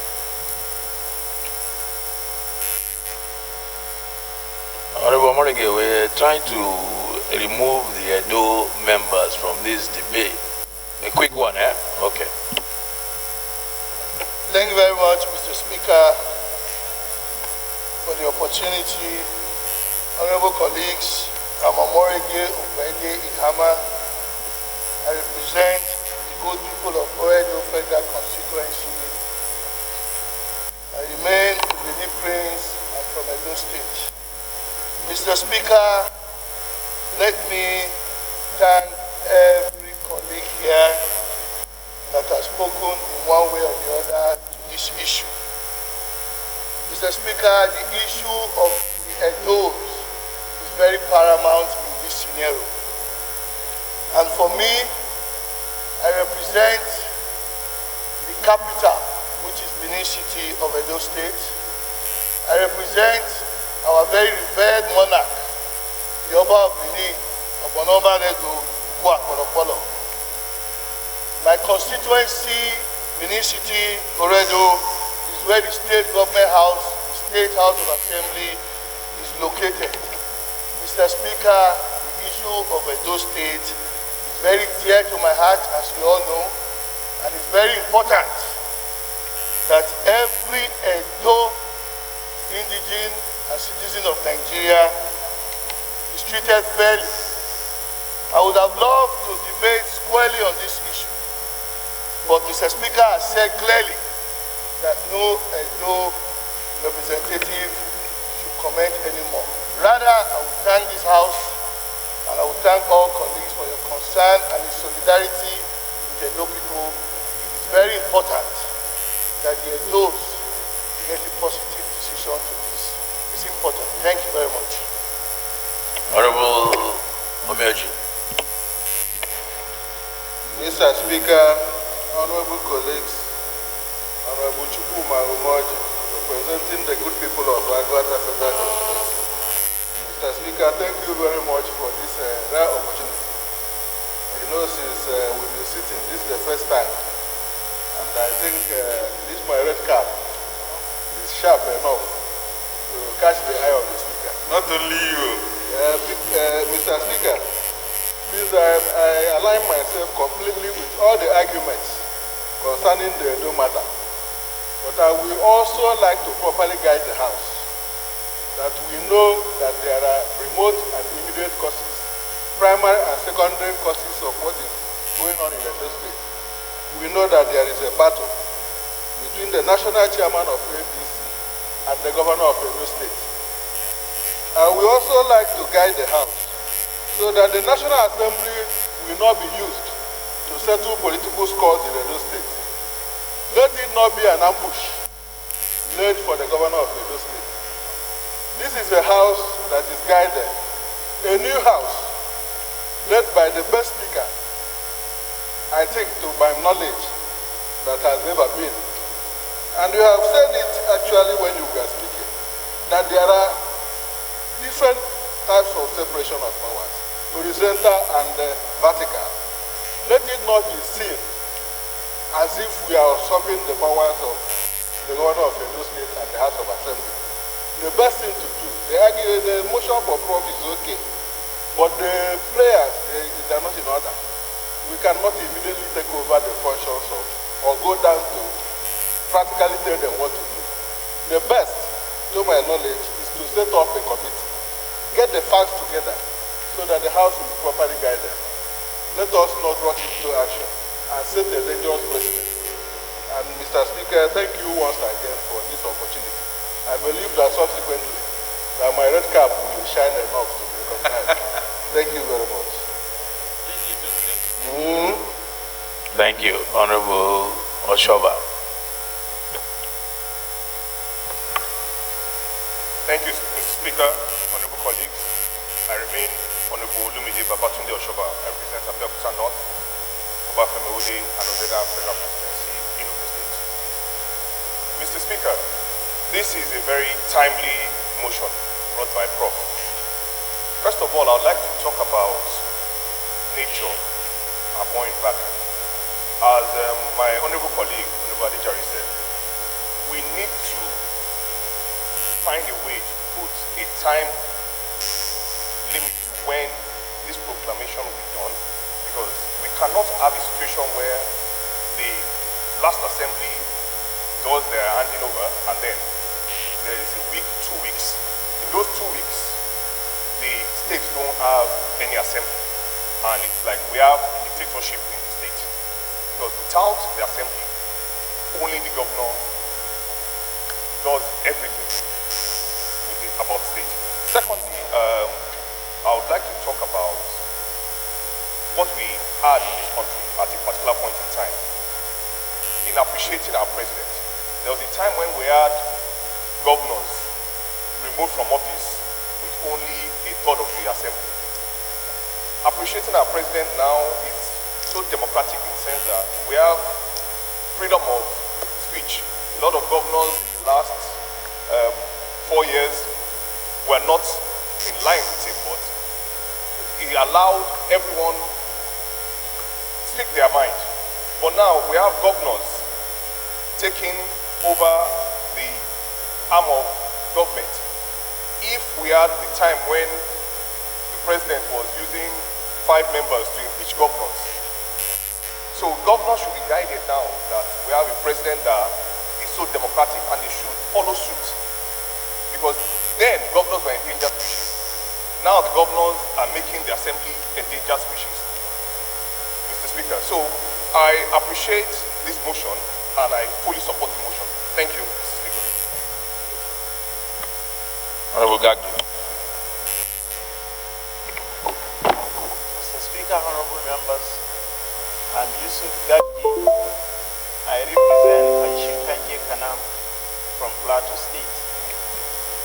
Mr. Speaker, while appreciating my colleagues, Professor, for bringing this motion that directly affects democracy at the level of Edo State, I want to differ, Mr. Speaker, a little bit from the content of this debate with most of my colleagues. Mr. Speaker, the issue is not about honorable members of the House of Representatives from Edo State. This is where I differ. The issue is about democracy in Edo State and democracy in Nigeria. And that is why, Mr. Speaker, I'm not limiting my commitment to contributing to this debate, to protecting the freedom of my colleagues or our colleagues from Edo State, rather to protecting democracy from being collapsed at the level of Edo State. Mr. Speaker, yes, we appreciate the fact that Mr. President is interested in democracy working in Nigeria, and that is why he did not hesitate in assenting to the issue of freedom of legislators at the democratic at the state level, particularly the legislative autonomy. And that is why, again, from some of the basic principles of the federal government, you can see clearly the interest in terms of making sure that local government are independent in that regard. But equally, Mr. Speaker, I think our constitution, aside of aligning myself with our honorable colleagues that agree that another committee should be put in place to investigate this matter urgently and report back to this House, our constitutional content should also be considered, where issue of proclamation should be made very clear as to when and how a governor should issue a proclamation, as well as what conducting the business of state legislature. This is quite important. When you say a governor should only issue a proclamation, you will continue to be faced with this kind of hijacking democracy by state governors at the state level. So, Mr. Speaker, our constitution needs also to be considered and to make it very clear how a new house should be constituted. Mr. Speaker, I want to equally say that, aside of that, Mr. Speaker, it is important for our lawmakers at the state level also to learn how to take their destinies in their own hands. Mr. Speaker, I was aware of a situation whereby a sitting governor was impeached by 6 legislators in Plateau State some times ago. And the situation keeps on to be coming off and on unabated. We must consider this issue to be very important, and we must find a lasting solution to this issue from reoccurring by checkmating the provision of our constitution in line with issuing proclamation and constituting a new house. As usually in my character, I will continue to thank you for giving me the opportunity to speak. Thank you, Mr. Speaker. Thank you, Honorable. Honorable Nolly.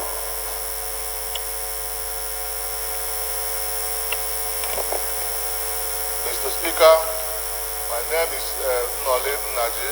I represent Kano East West Federal Constituency, Edo State.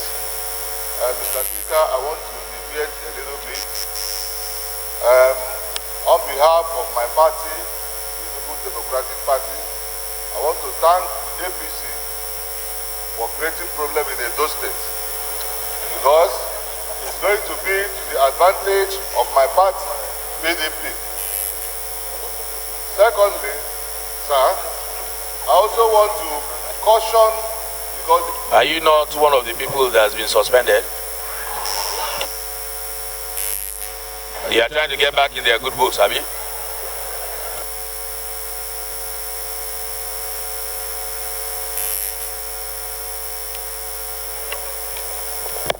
Mr. Speaker, I still maintain that I'm thanking the APC for creating problem in Edo State. I thank the PDP for suspending you.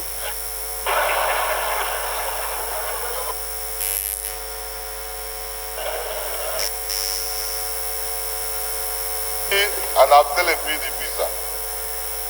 Secondly, sir, when you look at the issues, office of the governor is very important in this country. It can make or mar a country. That is why I believe, sir, that whatever any party is doing, we must look towards supporting politicians instead of bringing technocrats. Technocrats don't know how to run the system. They're always extremists. That is what we are saying in Edo State. If you go to Enugu, my state, the governor served here in the House of Rep from 2003 to 2015. Right Honorable Ifeanyi Ugwuanyi, former chairman, House Committee on Marine. If you go to Enugu State and see the way he relates to the legislators, you will know what I'm telling you. Some of our members will not agree with you. Remember the motion this morning? Continue. Let me not. I still maintain, sir, that my governor is a Democrat, is responsible, he understands the legislative function, and he works very well with the House of Assembly in Enugu State. So I also want the people of Edo State to go to Enugu to learn how to relate with the Houses of Assembly. Thank you, sir.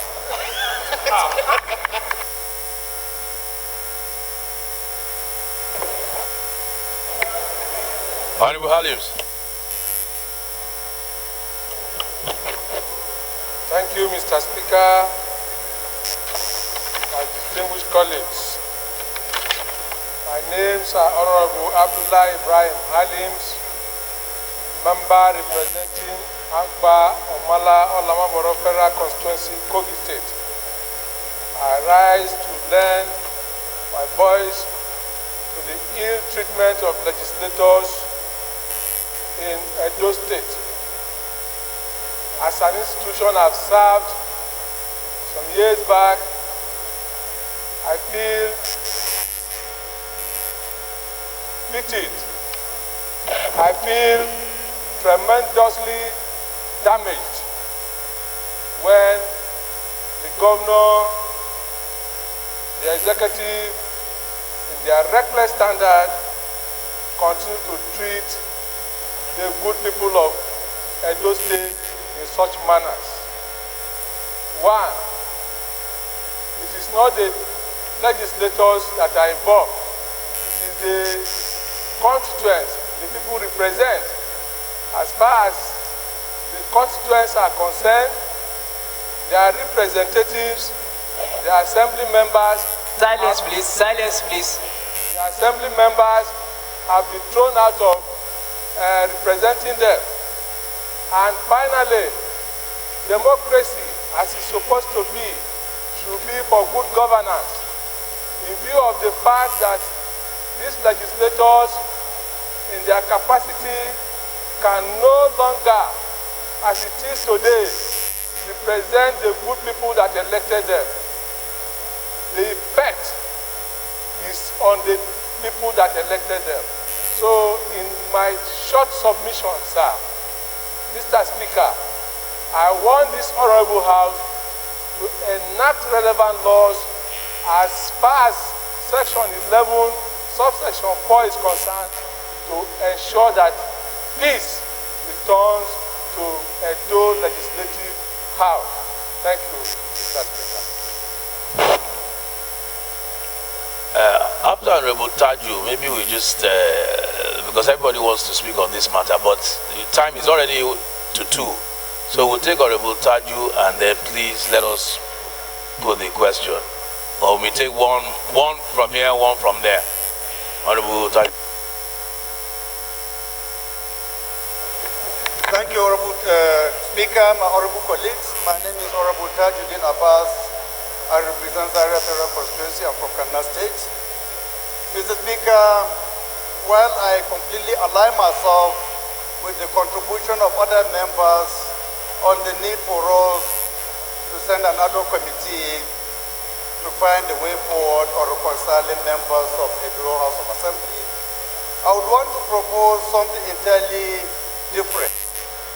If we look at the whole genesis of this problem, it came as a result of the feud between the governor and the national chairman of our party, Comrade Adam Oshimole. So for us to be able to do that work of reconciling the members, well, we need to find a way of reconciling the governor and the national chairman of the party. Unless we do that, there is nothing we will be able to achieve by going to meet the members of Edo State House of Assembly. So my own recommendation is that this House should equally consider the need to find a way of reconciling the governor of Edo State and the chairman of our great party, Comrade Adam Koshimale, because without doing so, the other exercise might actually end up in futility, because those people are the key issues, are the problems. Once we cannot find a way forward to actually get them to agree, any reconciliation efforts may be to no fruits. So that's my contribution, Honorable Speaker. Thank you.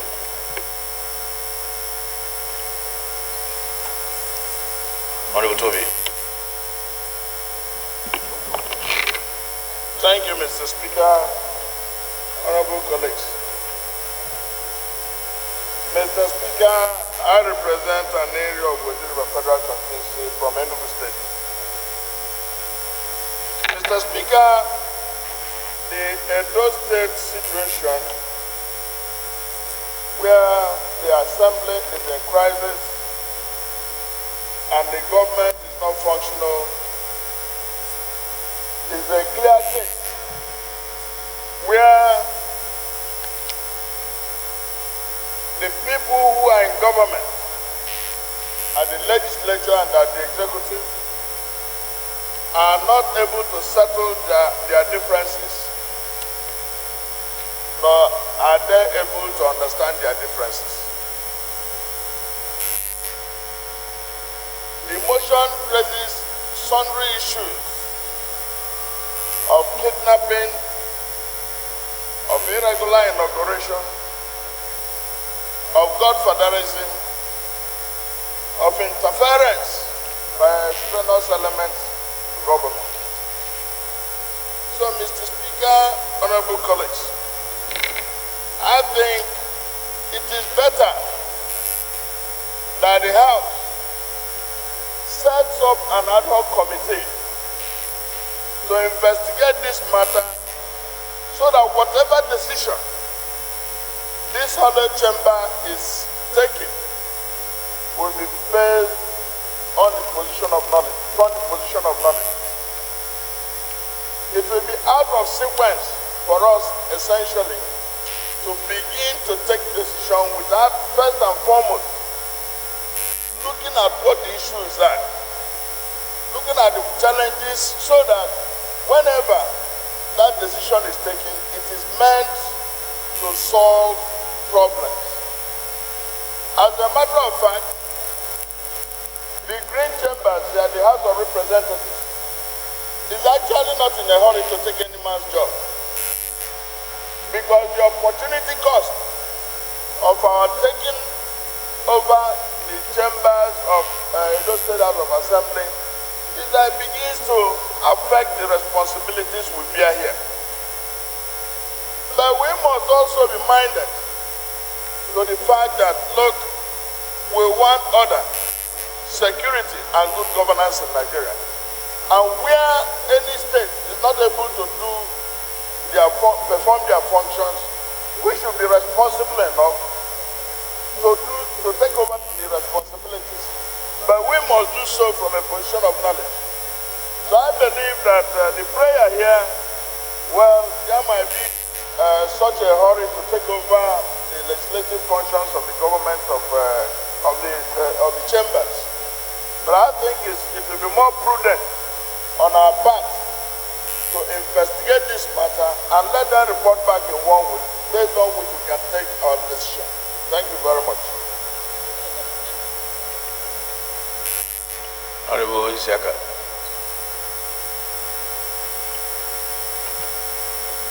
Thank you very much once again, Essential Speaker.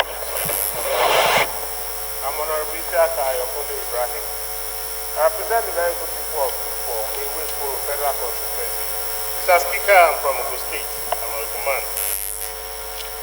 I want to align myself squarely with the submission of Honorable Toby Okechukwu. And I want to bring back your memory, Mr. Speaker, in the 8th Assembly, from the southwest of the state in particular, yourself particularly nominated me as member of the Constitution Amendment Committee, which you worked assiduously And in particular, among the about 37 bills for amendment in the draft constitution, you were so specific, Mr. Speaker, about the independence of the legislature at the state level. Mr. Speaker, I'm afraid that most of our people, when they get to that epic, that's the seat of the governorship of the state, they tend to lose focus, forget about the past, and always, most times, forget about how to, most times, merge technocratism with politics in the administration of their states. So instead of saying you have to call technocrats, I call them techno-politicians at the helms of our affairs. Mr. Speaker, I don't want this House, personal opinion, to be such in a hurry, taking over administration or legislative of any state. But I rather advise that the House is so large enough to constitute a special strong army of committees in this House to mediate in the crisis we are having right now in Edo State. Coupled with this, it's about the constitutional amendment. If we keep talking about amending constitution, we have about 359 pages presently of the Constitution of the Federal Republic of Nigeria.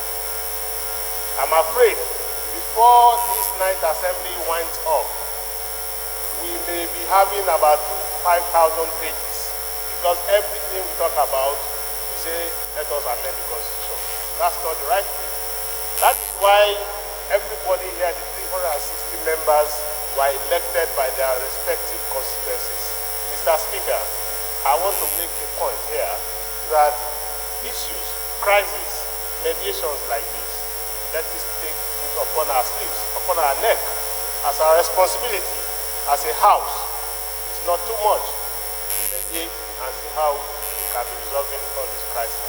And if anyone fails to listen, Mr. Speaker, the House can take a resolution and deal with such a person. I so submit, Mr. Speaker. Thank you very much, sir. Thank you, Honorable Ononuga.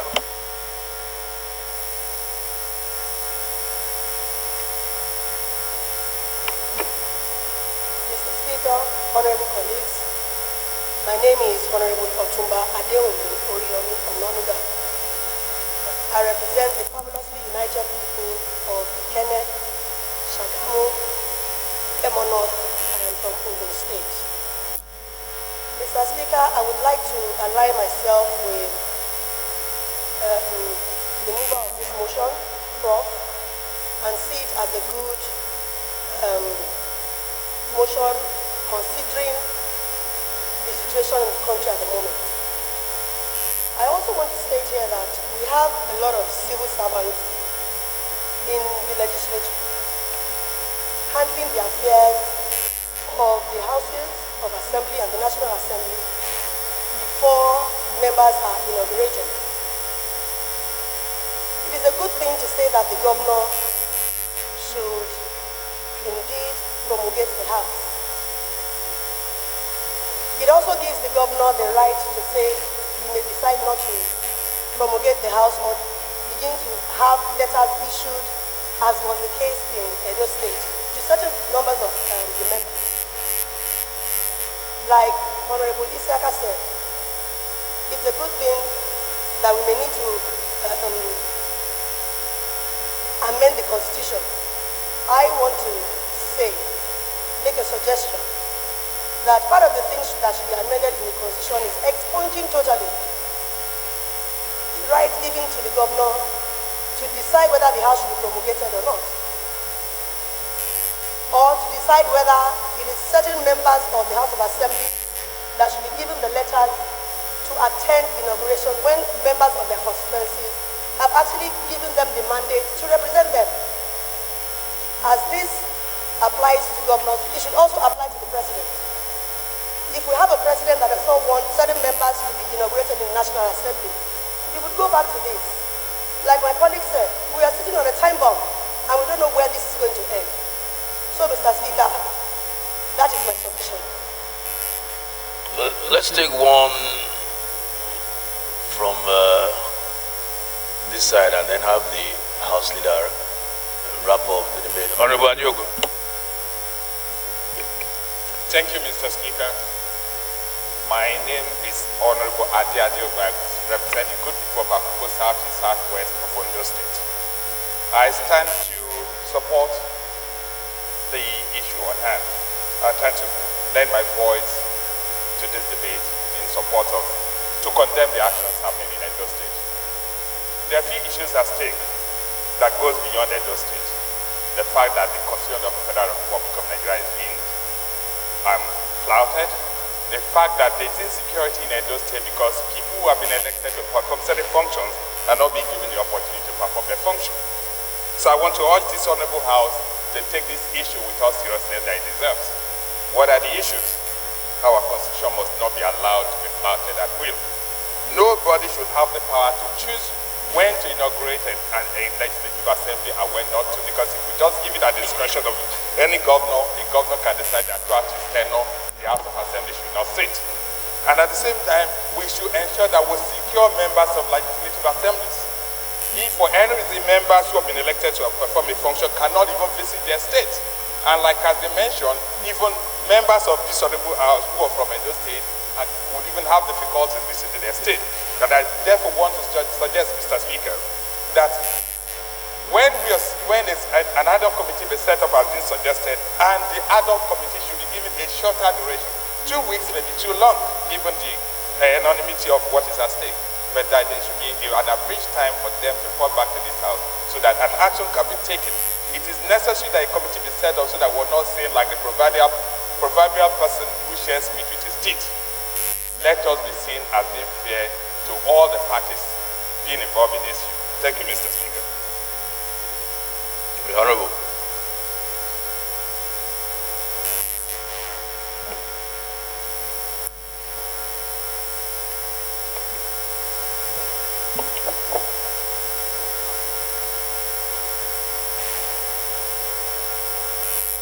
Our vibrant speaker, distinguished colleagues, my name is Richard Bande. I represent the people of Katsina Ala, Ogun, Logo, Federal Constituency of Benue State. I rise to condemn the situation in Edo in all ramifications.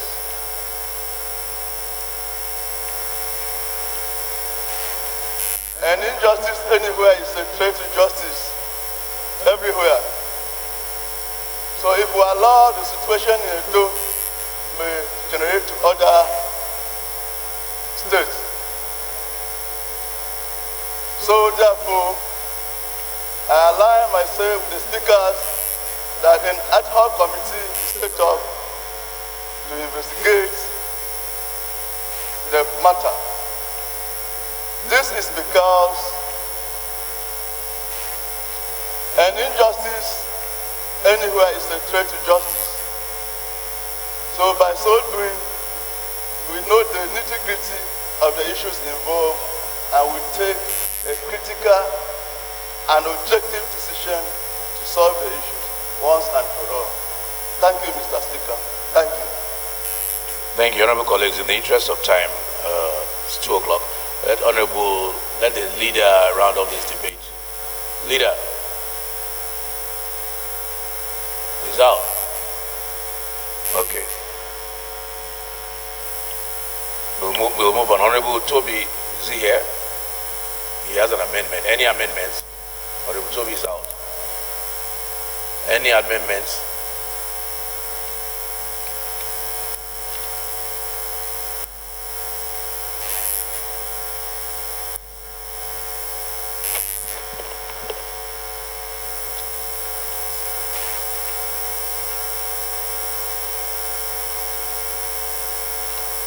Honorable Melji, you have an amendment. Yeah, Mr. Speaker, honorable colleagues, I once again, Chubu Mahmoud, representing Agwata Federal Constituency. My amendment is on the prayers that we should set up a committee to investigate what is going on in Edo State and come back and report back to the House. So move, Mr. Speaker. Report back to the House when? Is there a timeline? At the time to be decided by the Speaker. Any seconder to the amendment? Yeah. Honorable Duku.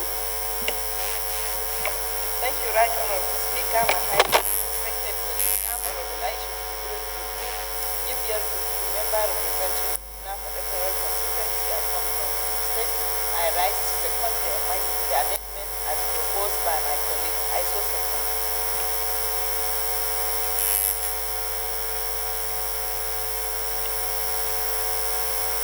Those in favor of the amendment, please say aye. Those against say nay. The ayes have it.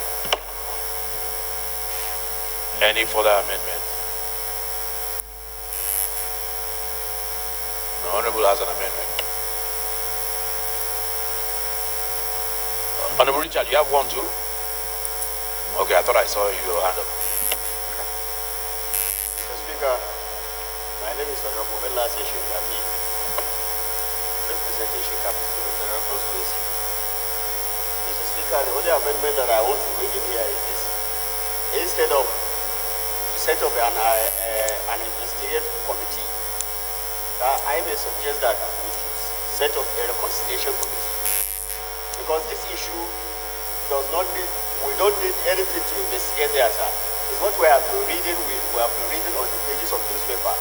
We are aware of all what is happening there. But rather a reconciliation committee that will help us at least bring all the warring factions together, let us know what we're supposed to do and how we're supposed to do it, Mr. Speaker. I so move. Yeah, our brother from Zamfara, Honorable Shingafi, has an amendment, but I'm thinking you can kill two birds with one stone. The investigative committee, in the process of investigation, can also explore the avenues for reconciliation. I think rather than having two separate committees, and besides, the first amendment has already been carried. So the investigative committee or the ad hoc committee for investigation will have the mandate to also look at the possibility of the reconciliation. Any other amendment? Honorable Ibrahim. Mr. Speaker, I remain Honorable Ibrahim Ondelarewaju. I represent the entire people of those on my electoral constituency. I'm from the state. Mr. Speaker, my amendment is to reflect what the debate on the floor of the House has been channeled to us.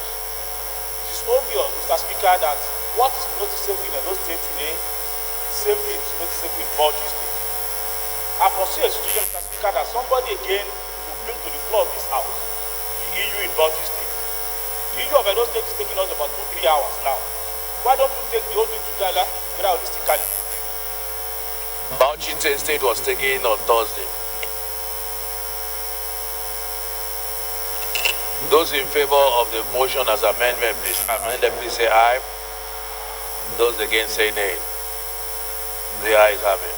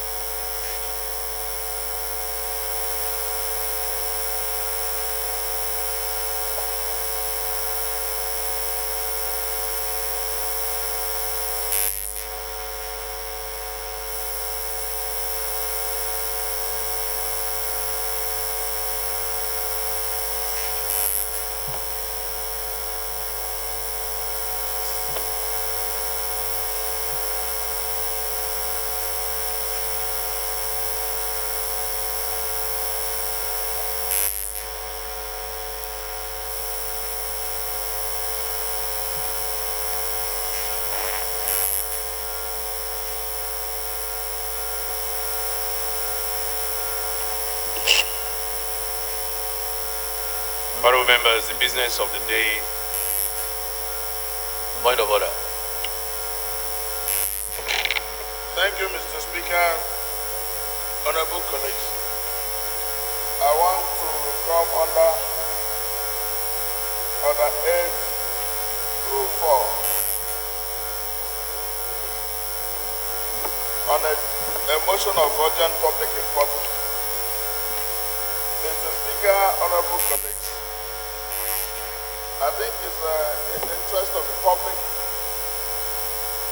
the Nigerian people, that the government is up and running, both at the legislative level and at the executive level. And we're also mindful that in the next 1 week or so, we shall be on holiday. So I want to move a motion of urgent public importance regarding the need for the Mr. President to have the ministers appointed, screened, and in government.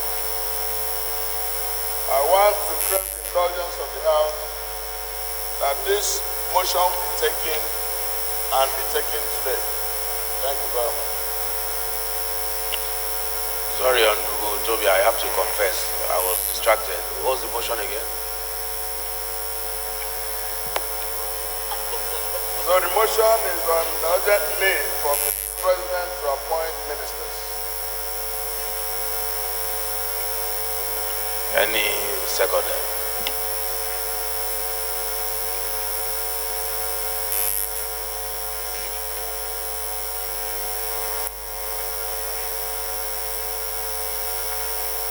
You're smiling. Go ahead and second.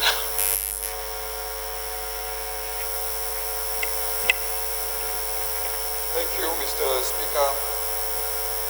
I am Dachu Mustafa-Gos, representing the good people of the South, East, Federal Constituency of Plateau State.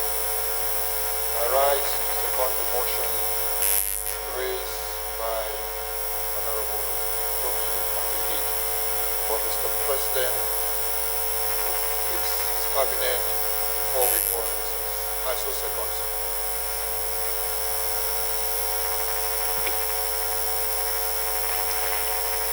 Those in favor of the motion, please say aye. Those against, say nay. The ayes have it. Honorable Toby, you want to take your motion now?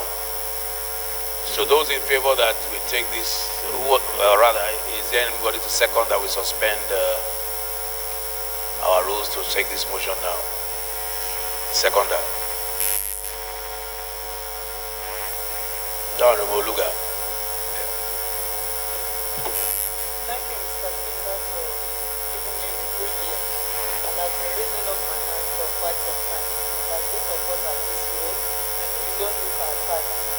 Those of them over there, they have shifted your attention. Thank you, Mr. Speaker. I rise to. My name is Taiwo Olufemi. I represent my people as Urewole Ayedade from Federal Constituency in Edo State. Mr. Speaker, sir, I rise to second the motion that we step aside the road to take the motion now. I so second. Thank you, sir. Those in support that we suspend our rules to take this motion now, please say aye. Those against, say nay. The ayes have it. Honorable Toby. Thank you, Mr. Speaker, honorable colleagues. This is a matter of urgent public importance on the need for Mr. President to appoint ministers. The House notes the extant provisions of Section 147 of the Constitution of the Federal Republic of Nigeria, 1999 as amended, regarding the powers of the President to nominate ministers.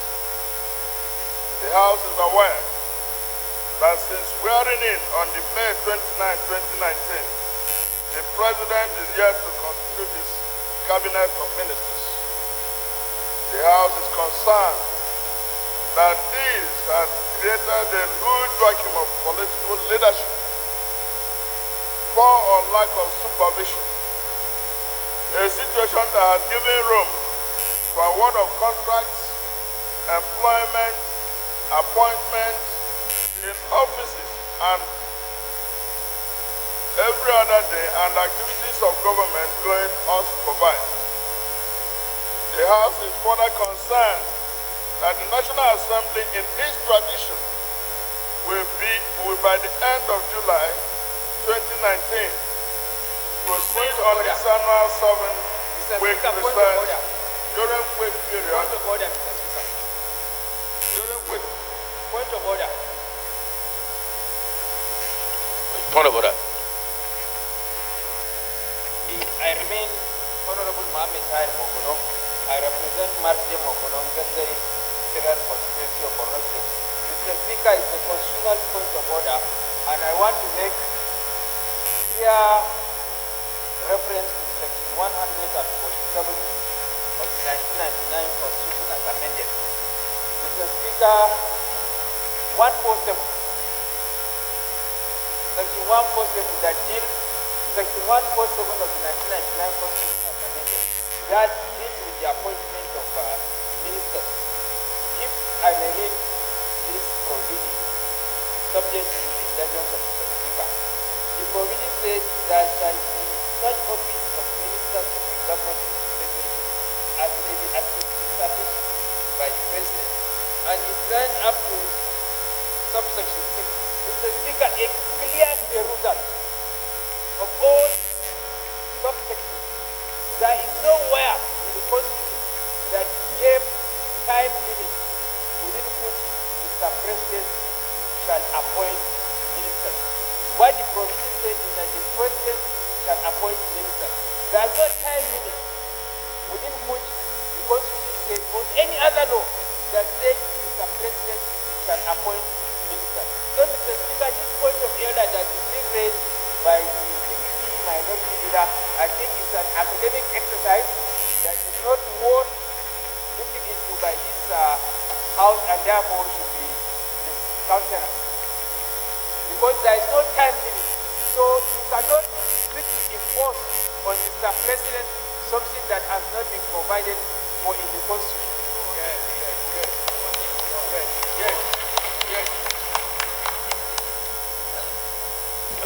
Honorable Toby, you want to respond to that? Yes, Mr. Speaker, thank you. Actually, matters that come to Parliament for resolution are not matters of law. It's a persuasive authority to support Mr. President to make sure that he does the needful so that his government will be up and running. So I don't think that the point of order is with regard to whether there is a time limit or not. The President can as well appoint ministers in the next 2 years, and there is no need for him to appoint them now. But we know there are some missing links, Mr. Speaker, where that can be filled by political leadership. And this is to aid Mr. President to make sure that the executive works in a very prime and precious time for Nigerians. There are a lot of man hours that can be saved by some of the challenges we have. And as a matter of fact, as soon as the President appoints that, the government will be at a cruising level. If you are to interface with anybody now, Mr. Speaker, who will you call? Permanent secretaries or what? So we are trying, in essence, to aid Mr. President. Otherwise, if the ministers don't come now, what will you expect? So there are certain things that bring some clarity by the presence of political vision. And we need political leadership.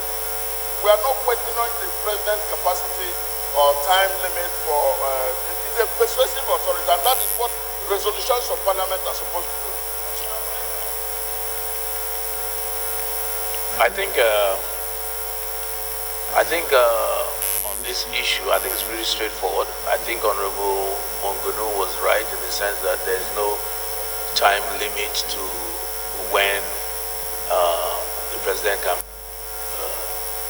present his list of ministers, number one. Number two, there's actually no obligation under the Constitution. If you read that section very carefully, president is even at liberty not to even appoint ministers, because he says he may, is the word used in the constitution, may, as he deems fit.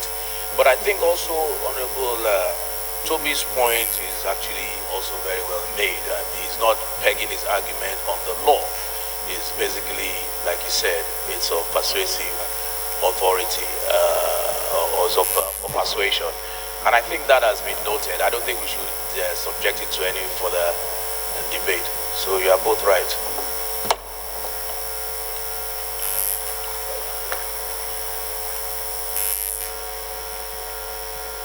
You still want to debate this issue? No. I think your point has been noted, so we'll move on. Thank you. Don't forget that as you are persuading Mr. President to bring forward his ministers, you know there's a saying, because you are attacking us too on this side. They say, physician, heal thyself. We have not appointed our chairman and deputy for the committees. You are talking to Mr. President.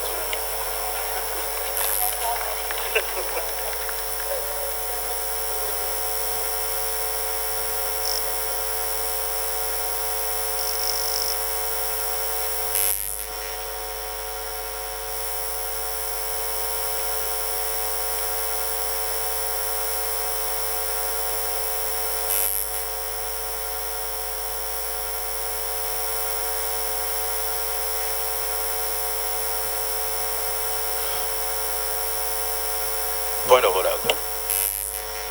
Thank you, Mr. Speaker. Speaker, honorable colleagues, my name is Honorable Peter Abiola Batunde. I represent the good people of Ondo East, Ondo West, Federal Constituency. Mr. Speaker, I am from Edo State. I rise this afternoon, Mr. Speaker, under 8.4, matter of urgent public importance. Mr. Speaker, under matter of urgent public importance, there was a particular issue that happened to one of the staff of this National Assembly last week, July the 4th, 2019. And it is a very urgent situation where one of the staff of this National Assembly slumped and died at this building here. I asked, Mr. Speaker, the need to upgrade our clinic, and I move that this Honorable House consider and approve this matter as one of urgent public importance, Mr. Speaker.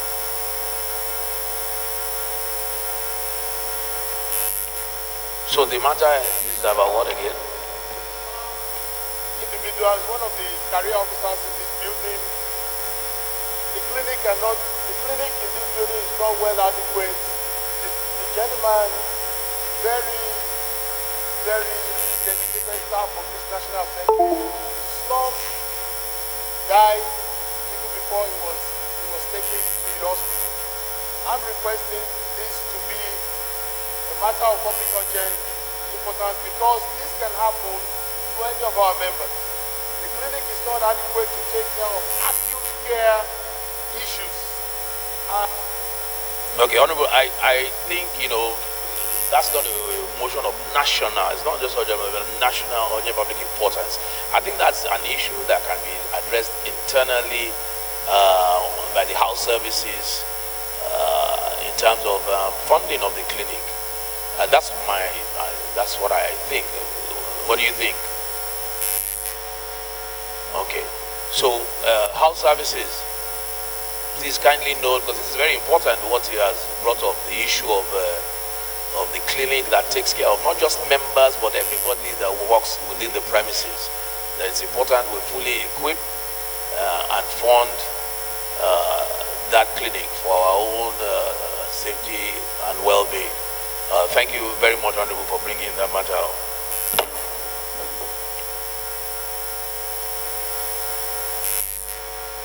Honorable Chizon.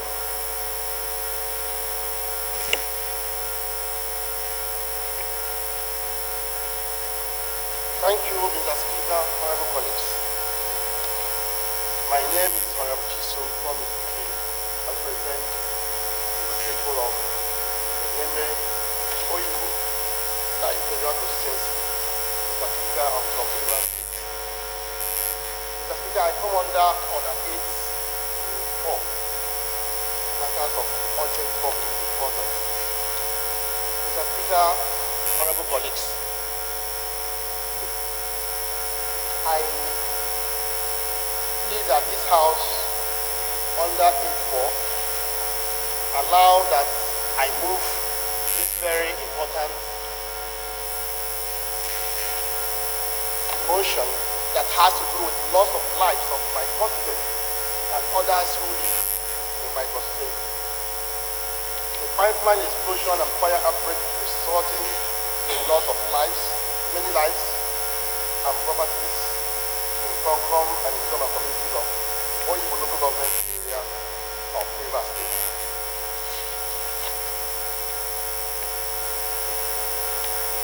Mr. Speaker, I also move that this House relaxes 8.4 so that this matter, as I speak to you, Mr. Speaker, a lot of people lost their lives, even as up to this moment, for over 2 weeks. Many corpses have not been recovered, and it has to do with negligence of operators of this pipeline. Thank you. Any second attorney, which is on the motion, please? Honorable, fine. Mr. Speaker, Honorable Ifani Anthony Ibensi, I represent the good people of the North and South Federal Constituency of Anambra State. I arise to second the motion heavily moved by my honorable colleague, Mr. Speaker, as the second. Those in favor, please say aye. Those against, say nay. The ayes have it. Any seconder to the proposal that we take this motion now? Honorable, go ahead. Who's raising a point of order? Dr. Achibong, what's your point of order? Honorable colleague, my name remains Dr. Henry Achibong. I represent the people of Ibiano Federal Constituency in Akwa Ibom. Mr. Speaker, I come under Order 8, Rule number 4, on matters of urgent public importance. Mr. Speaker, the rule says that not more than 2 of such motions shall be taken immediately. The Speaker will take so many motions today of matters of urgent public importance, and we still have a lot in the other papers. Thank you. Thank you, Dr. Achibong. Dr. Achibong raises a very important observation which I addressed at the last sitting as well. By our rules, we're only supposed to take 2 motions of urgent public importance. But the way we're going in the last 1 week, it's after 2. We are not even at the other paper yet. We're still on the issue of urgent public importance. And I think we need to start enforcing the strict provisions of the rules, 2. And the reason why the rule says 2 is because for it to be considered urgent, then the standard and the threshold has to be really, really high. So I think we'll start enforcing those rules strictly. And if we have to take at least 1 more outside of the 2, it has to be by leave of the House. So I think moving forward after Honorable Chizon's motion, which was actually moved to today, we brought this up yesterday, which last week, which was actually moved to today. After that, I believe we will need to, so that we can get to the other paper and move on. So this will be the last motion of urgent public importance. A lot of the motions we are taking of urgent public importance can actually come on notice. So Honorable Chisholm, or rather, Dr. Achibong, your point of order is noted. Honorable Chisholm, we're supposed to be taking this today. Any seconder to that? Do we have a seconder? Honorable Abonta. Thank you, Mr. Speaker. I remain Representative Abonta. I want to take on motion considering the enormity of the loss of personal property that is very important to take this motion immediately to resolve life property that lost as a result of fire incidents of the pipeline that is in Nigeria. Well, thank you, Mr. Speaker.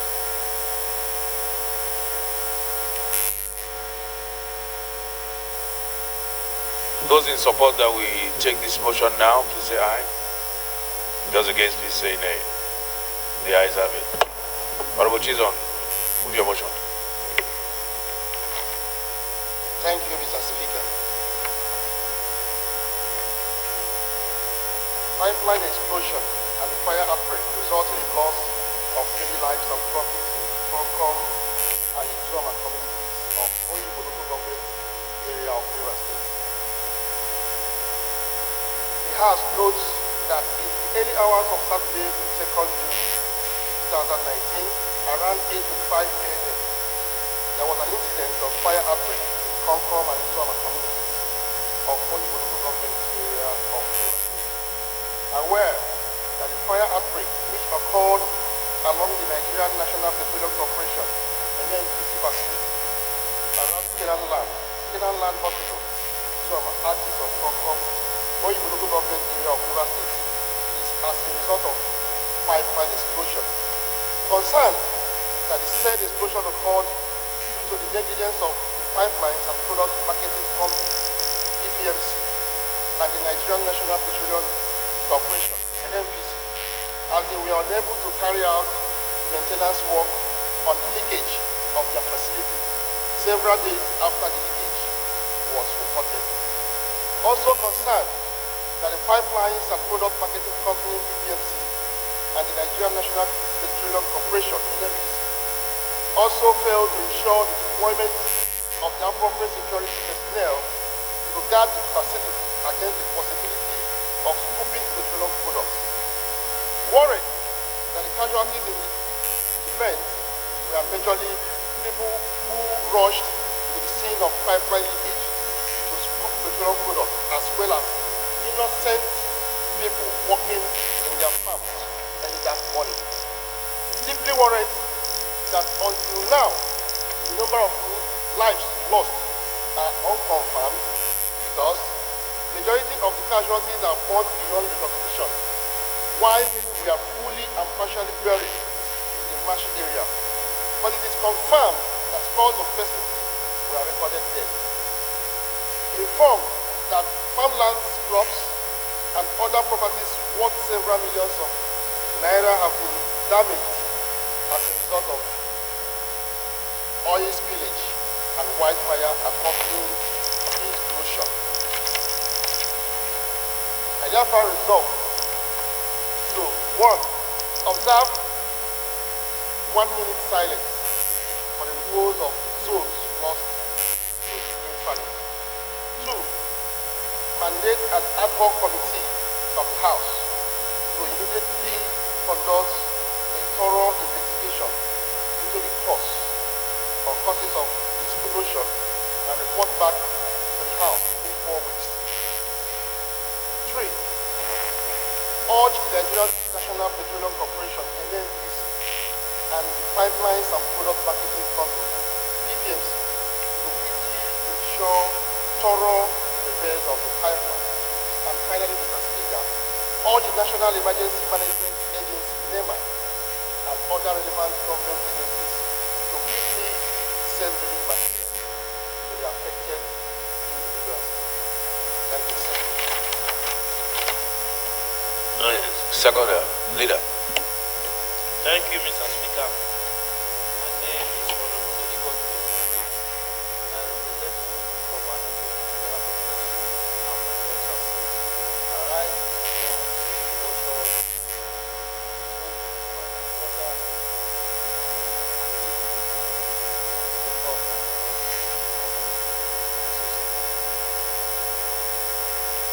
Thank you, Honorable Chizon. Move your motion, please. Or lead the debate. I mean, you've already moved the motion.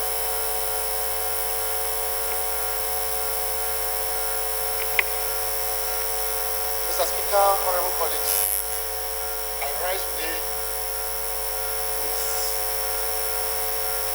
a deep heart of loss. Mr. Speaker, as I stand before this honorable house, a lot of my constituents and those living in my constituency, Nigerians, have lost their lives. A lot of families are grieving because of the negligence of operators of the nation's pipeline.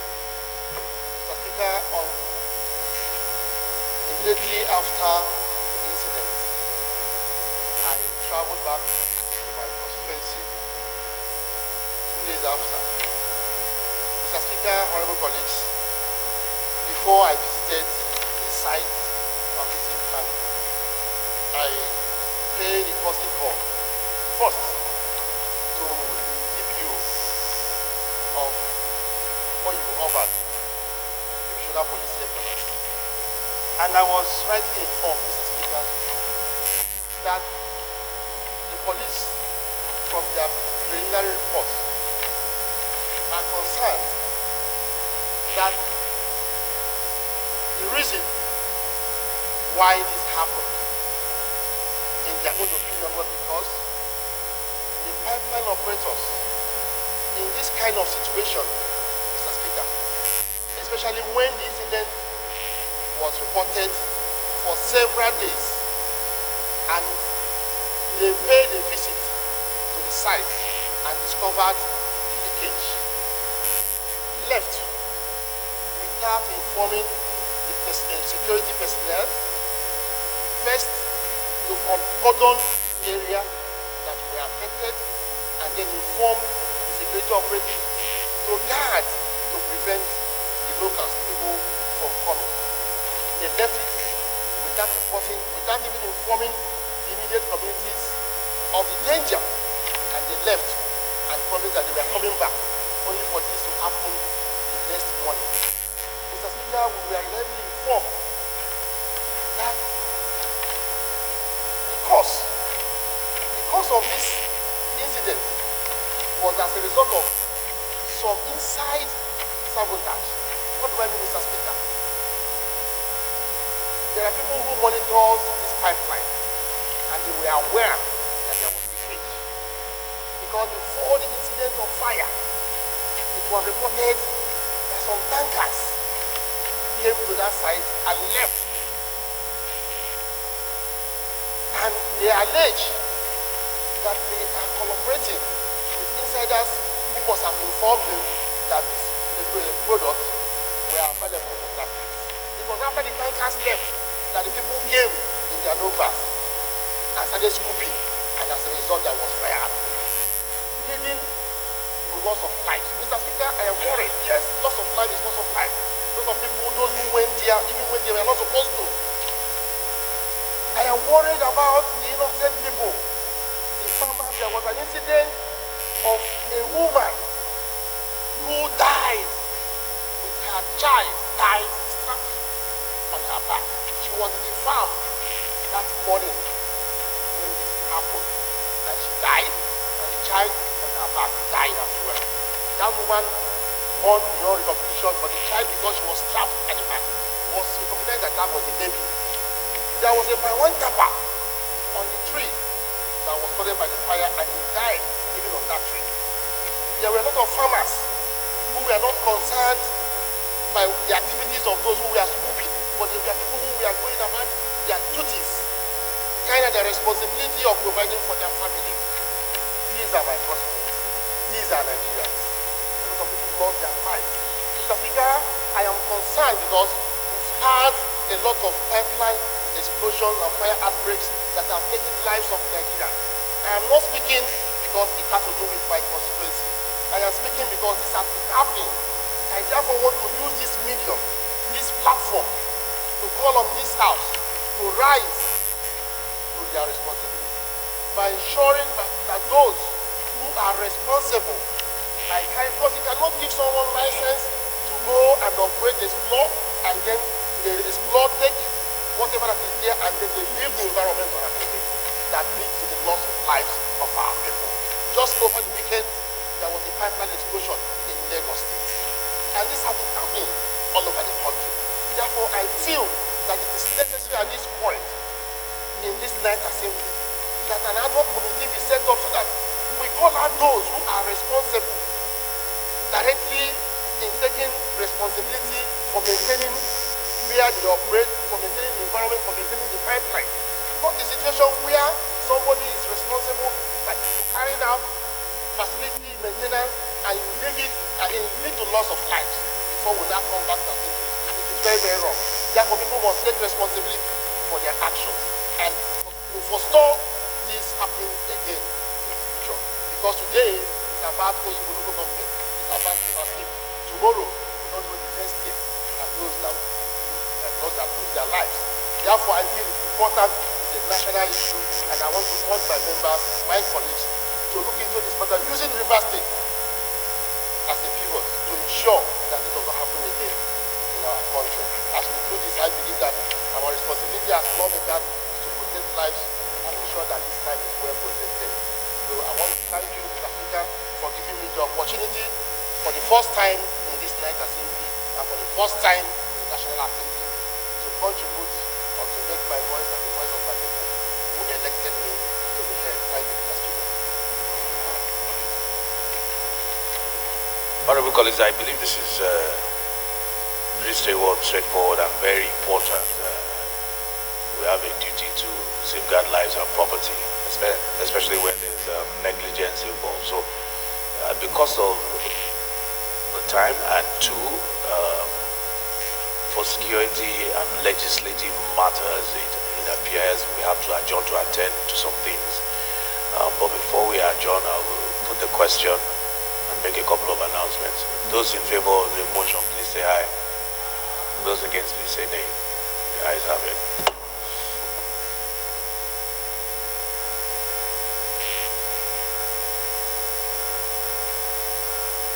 I think your motion had a minute's silence for the victims, right? So, honorable colleagues, let's quickly rise to our feet for a minute's silence.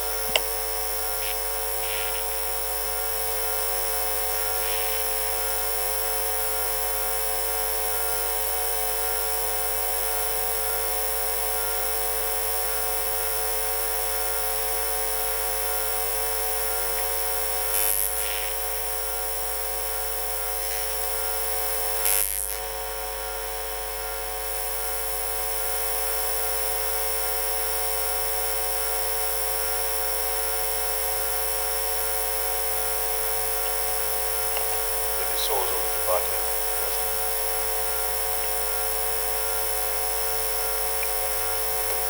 Honorable colleagues, like I said earlier,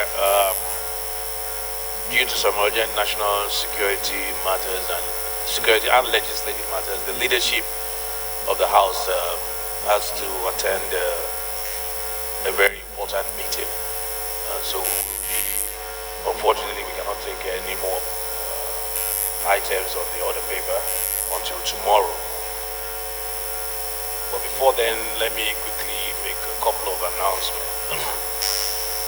This is to inform all honorable members intending to go for the Hajj 2019 to contact Honorable Magaji Dao Aliu at Suite 0.03 New Building, House of Representatives. Whatever information you need will be given to you there.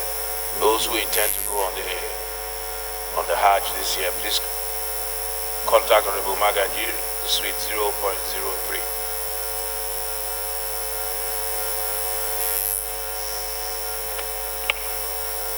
The ad hoc committee to investigate the situation in Edo State as follows. Honorable Bello Kumo, Honorable Abdullahi Salame, Honorable Razak Namdas, Honorable Linda Ibeazu, Honorable Bello Kaoje, Honorable Lou Konofia, Honorable Yusuf Gagdi, Honorable Thomas Ereyi Tomi, Honorable Bumi Tunyojo, Honorable Edwin Anayo, Honorable Samuel Adejari, Honorable Alims, and Honorable Noli Naji. The committee, the adult committee, will be headed by Honorable Razak Namdas, and they have 1 week to submit their report. 1 week, to be exact, is 16th of July. Leader, please move for adjournment.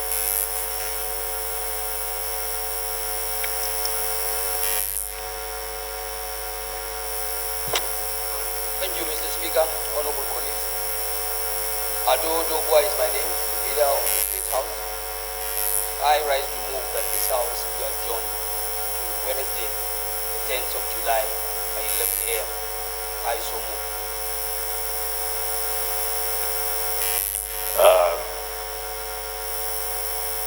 Honorable Lumelu, leader. My name is Honorable Ludiko Dile. I represent the people of from Delta State.